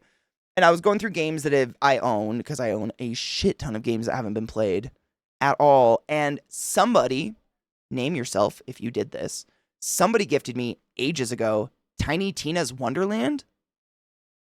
And I've heard it's phenomenal, so I installed it last night just to have as a backup in case something like this shit happened. Because it seems to be every day. I almost wonder if there's a certain time of day where my internet just decides to take a dump. It's not totally slow, but it's still like it's trying to catch up with me or something. I'm just watching my camera. Also, I just realized we're $250 away from Rod being forced to get a tattoo on himself for charity. Just a big FYI. Is it really fun? Yeah. I have not played it. No, this is unplayed. Unplayed. There's so many games in the world. I mean, you can't fault me. There's a lot of games to play. I do my best, but man, there's a lot of games to play. There's a lot of music to listen to. But it looked like a really fun, like, we all know. I mean, if you played Borderlands, like, Tiny Tina is pretty legendary little, like, side character that was a DLC or something, right? I think she was part of the main game and then became a DLC on top. I don't remember. She became pretty fucking famous because she's hilarious. Butt Stallion, right? See, I have no nothing. Oh, no shit. Hold on. I'm going to pull that up on it because that was the one you were telling me about recently, right? That, yeah. Fallout-ish. And it's called Outer Worlds. I'm just going to open on there and I'll download it after stream because I don't want to fuck my internet anymore. But that was one I definitely wanted to try out. Outer Wilds? It's Wilds, right? Not Worlds. Or is it Worlds and not Wilds? Oh, God damn it. I fuck it every time. Every time I mix them up. Thank you. Thank you. Okay. I'm just holding it up on there. I won't install it because it'll fuck us up. Yes. Wilds, I tried. So Outer Wilds is a lot of people's favorite game they've ever played. I tried so hard to play it, and the empty zero gravityness of space and how dark and scary it was so much like the ocean, and it like activated my visceral fear of being in the deep dark ocean with no bearings on where I am. I literally couldn't play it. Like, I actually started kind of having a panic attack when nothing was happening. I was just flying through space. That was it. But it's I don't know what it is. Why? Like, I think because Subnautica had so many like plants and things like that that grounded you to know what was up and what was down, I didn't get nearly as uncomfortable, but there's something about that. It makes me so uncomfortable. It makes me so fucking uncomfortable. I tried so hard. I really wanted to like it because it's so many people's favorite game, and I just got sick. Like, really sick. Outer Wilds is one of those super popular games I couldn't get into. No idea why. I get it. Nope, that happens to me all the fucking time. Outer Worlds is a decent game I enjoyed, but I got to a spot that I just lost the thread. Oh, I hope that doesn't happen to me. Let me see where... Okay, the internet's still being a cockfuck.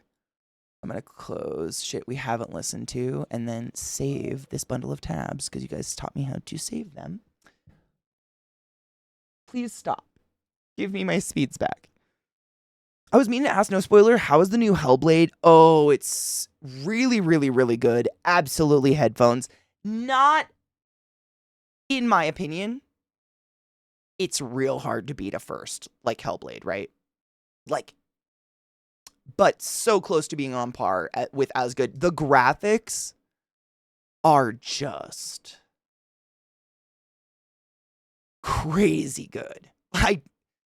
Wow. Like, it took me 3 days to finish the game where most people it took 1 day, because I would seriously just stop to stare at a boulder for 5 minutes and talk about the moss and the grass moving on it and how uniquely beautiful it was. The reflections in the water itself oh.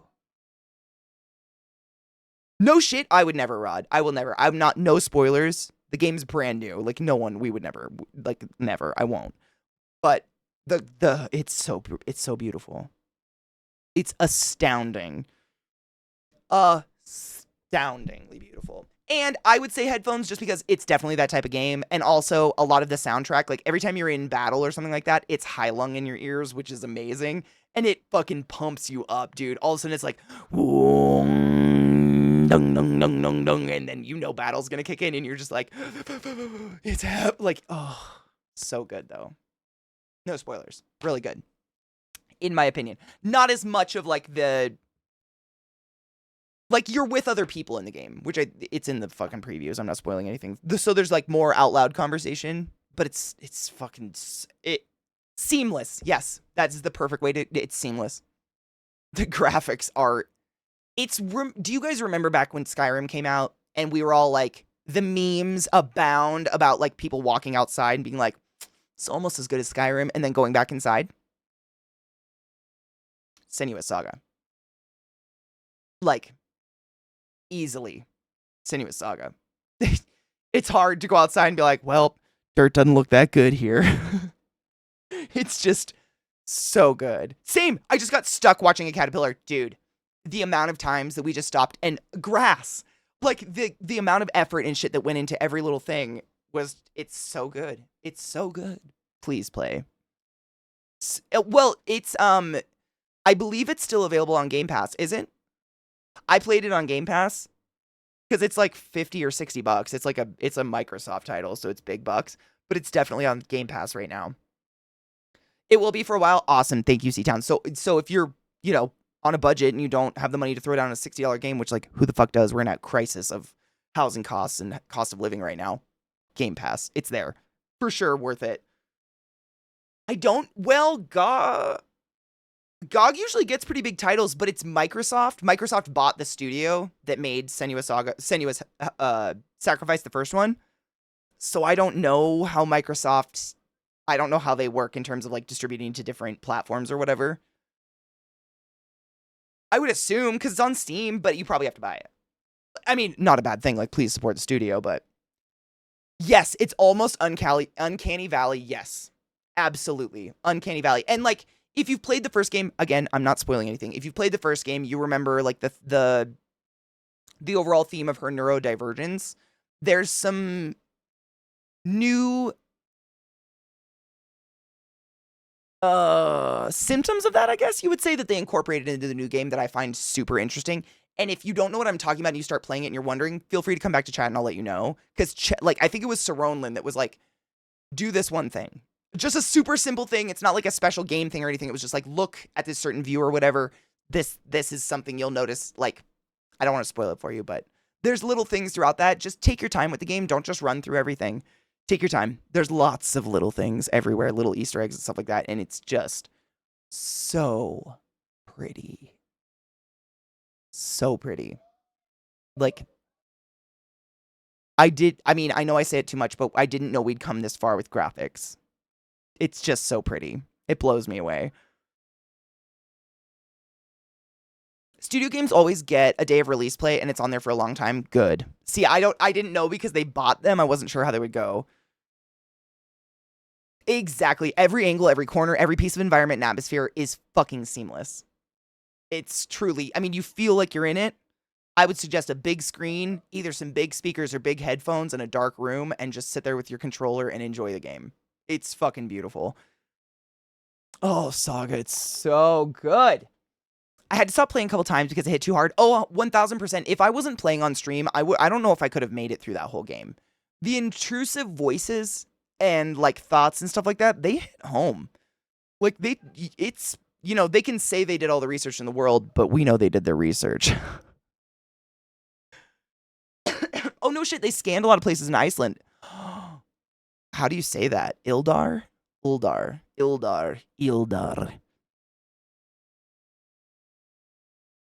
Purgatory Dagger, dude. That would be fucking sick. LiDAR. I wasn't sure if it was a lowercase L or not. Thank you, LiDAR. Daniel, I'm excited for you. What kind did you get? Same. Ghetto. They hit. That's what I'm saying. Like, the only reason I'm able to play through the game as fast as I do, or, like, just get through the game at all, is I can dissociate and look at chat and talk to you guys for a while and then go back to the game and kind of come in and out of it mentally versus just having no distraction, I guess, from, like, and you just start to get in your own head about it. It's scanning technology. So is it similar to mocap, but it's like scanning essentially a mountain range and then digitally recreating it? Kinda? I'm assuming it's like drone technology, right? No grounding, yes. Yeah. You need that. Like, I've told you guys that, no shit, grounding's a really good word for it. When I was a kid, really, really young, when I got Zelda Ocarina of Time, there's this part in the game, and I'm sure you know what I'm talking about when I say you have to go under the graveyard, and you're going to Dampy for some reason, but there's those very creepy, like, zombie guys that are just standing there, and they go, ooh, ooh, and if you get too close, they cling on to you and go, and, like, suck the life out of you, and it's really scary, and they move in slow motion. You know exactly what I'm talking about. When I got to that part of the game, I had to have my sister Sarah come in. She can vouch for this. I'd make her sit next to me, and she'd have to put her hand on my leg. I'd be like, put your hand on my leg. And I never thought of it, but I was making her, she was grounding me into reality so I could play this fucking game because it scared the shit out of me. Really bad. Re-Deads, is that what they were called? Fuck them. Noise canceling over your headphone with mic. Ooh, hell yes. Hell yes. LiDAR, basically radar with lasers, makes 3D model while being scanned. Boom, there you go. That's fascinating. I'm sure they'd still need artists to go over it, though, right? Or I guess the artists probably do I don't know. I am not smart enough to even conceptualize that. I'm gonna stop. My internet's being I don't know why. Nothing's installing, but something's being weird. So we're just gonna play some Tiny Tina blah blah blah until shit evens out. But I did save all the tabs you guys gave me today. Tiny Tina's Wonderland. Watching horror games doesn't scare me at all. Playing them, no, dude, same. Man, the game, oh god, it was one of the most recent, it was the Resident Evil game with the vampires. That took me longer than any Resident Evil game I've ever taken to finish. Like, I think it was the Resident Evil game directly before that was like, Scary Rednecks. Like, I grew up with Scary Rednecks. That is my family. That game didn't scare me at all. I was actually, like, bored halfway through. Village. Is it Village? Horrified me. But I find it so hard to find actual horror films that legitimately scare me. Like, really hard. I mostly read horror books because I find that my imagination's better than anything any movie can really deliver to me anymore, which sucks because I love good horror. Like, it scares. I like to kind of get scared. And I feel like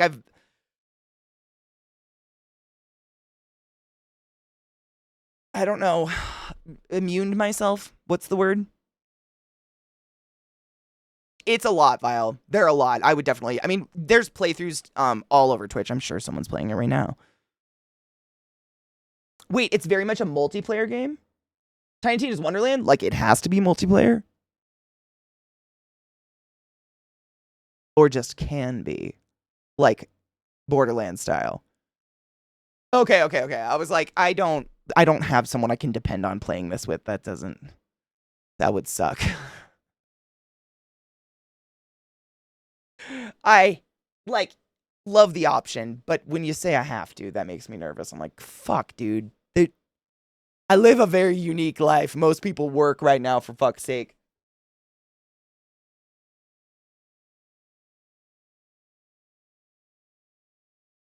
Oh my, Vile. If you want to play multiplayer, I just, it's hard to find someone to, be like, hey, will you multiplayer this game anytime I call on you? I don't expect that from anybody. So do the rednecks in Washington have beehives in their doo-doos? We use bumpets.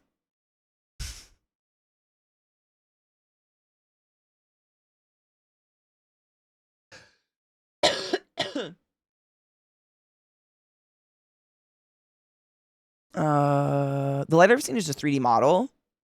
Oh, so you have more, the artist adds the colors touch up, probably do the placement of, that was probably one of the coolest things. Like, I know it's probably a bad habit of playing lots of games, but I tend to notice, I don't think I'm looking for it, but I'll notice like a seam in the ground, a seam in the sky. I'll notice repetition of vegetation where it's obviously the same model, just placed at a different angle.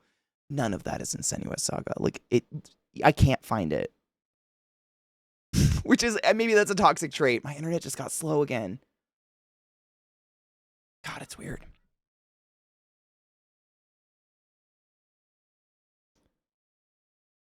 Hold on. It's a pretty big fucking game, though. Side note, it took me like all night to download. Okay. I haven't played a Borderlands game in forever, and I have never played this, so no spoilers. It's so I'm just watching my OBS like. Oh, stop. Half the time I end up rooting for the bad guy in horror movies. Dude, same. 9 times out of 10 these days, like the ghost or whatever is, oh, I gotta route the audio. The ghost or whatever is like a victim of someone living in the house or something.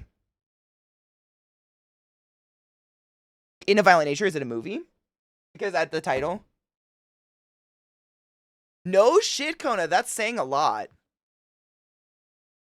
Oh, no shit. The entire movie's from the killer's point of view. Oh, Lord. That sounds awesome and terrible.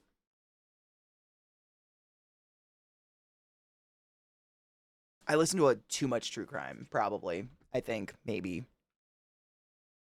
Just a little bit too much. The bad guys, they're almost always more interesting. And, like, it's not like I sympathize or empathize with a bad guy or a villain in general, but I feel I understand villains more. Some villains than I understand a good guy. Like that just 100% altruistic, I'm a hero, do no wrong, self-sacrificing for the people doesn't make sense, and I've never seen it in real life. And I think that's probably not a good thing, but like we got a lot of villains in real life, so when you write villains, I'm like, yeah, no, that makes sense, that checks out, that's familiar. But like, where's the good guys? These like, you know, glowing beacons of what the fuck ever. I don't know what Final Shape is. What is Final Shape? What's Final Shape? I think that's one of my links up said Final Shape on it. I don't know what that is. I'm pulling up my sound shit because I gotta fucking reroute it, of course, once I open the game. One moment. Because Windows 11 is a cock fucker. There it is. Okay.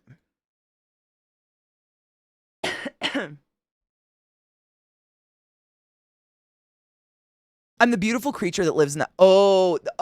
is it lives in the... What is the name of that actress? That one was good. Dude, you read my... I mean, another really good one. If you like that one, you probably love the others, right? Oh, is that the name of the new Destiny? No shit. I updated Destiny. This was like 2 months ago. Hadn't played for a few months. Logged in, got a cutscene, whatever, for some new content, and launched the new content, and I fuck you not, it was a jumping puzzle, and I logged out, and I haven't logged back in.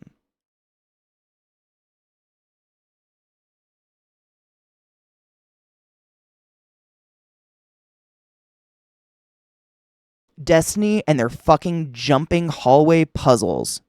Why? Why did I pay for that? I paid for that. To jump down a long, poorly lit hallway alone? Why? Like, is Final Shape just a new hallway with some jumping? I fucking love Destiny, but god damn it, stop it. It is gonna get me to quit your game so fast with these, because I'm really bad at them. I'm really bad at jump puzzles. So after I fall off a cliff 3 times, I log out and I go play another game that doesn't make me do a jump puzzle. Fucking Destiny. I love Destiny. Please don't get me wrong, but their jump puzzles make me quit their game. I seriously haven't played in months because that's the next content. I don't give a fuck. Don't want to jump. It does nothing for me. Why am I doing this? Yes, the others is Nicole Kidman. I don't know actually the names of any. Oh,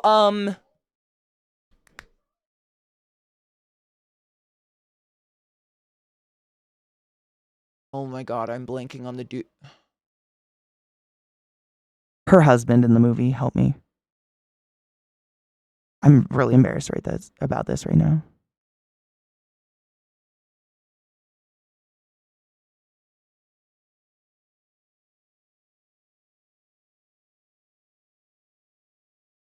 No, in the others. Oh my god, hold on. You guys are gonna hit, we're all gonna go, oh fuck, you fuck. It's Eccleston! Please, it's literally, that's my second favorite doctor. I'm so embarrassed right now. It's Eccleston. I love him. No, it's like Eccleston, like Doctor Who. It's Eccleston. I just could not, for the life of me, remember his goddamn motherfucking cocksucking name. Because my brain is broken on the inside. Alright, is audio there? Fucking A, it is.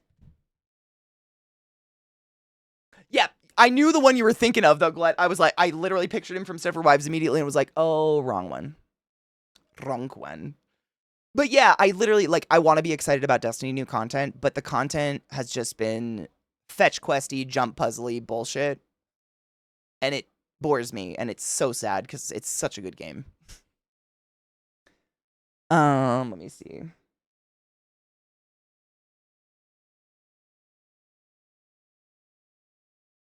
No shit, Funk. I'm glad I'm not the only one. I'm just like,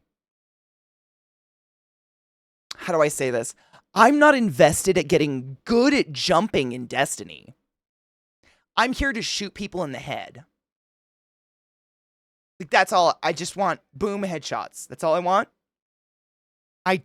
I give fucking zero negative fucks about your fucking jump puzzles. Like, they do nothing for me. Stop it.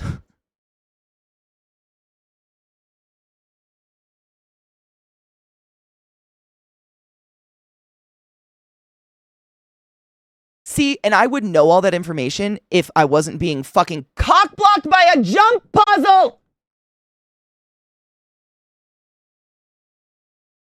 At a further date. Because I've got less than an hour to get my dogs on a walk and shit before we have our watch party. So, thank you for hanging out with me today. It was fun. I had a good time.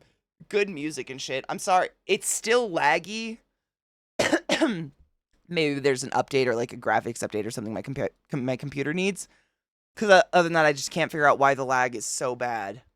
Especially on OBS. It's really bad. It's the shittiest. But if you're watching Arcane with us, I'll see you in an hour. If not, I'll see you the fuck tomorrow. In the meantime, I'm going to raid one of my good favorite people, I should say, in the world, Elbel. If you've never had the pleasure, I'm about to give it to you, and you're welcome. Elle is the shit. She's one of the kindest, most wonderful humans, beautiful on the inside and out that I've ever met in my life, and a pleasure to just know. Cheers. See you in the morning and or in an hour. Take care of yourself. Drink water. Clean your fucking bong, you nasty. I see you out there. Take your joy. All the things. Get sleep.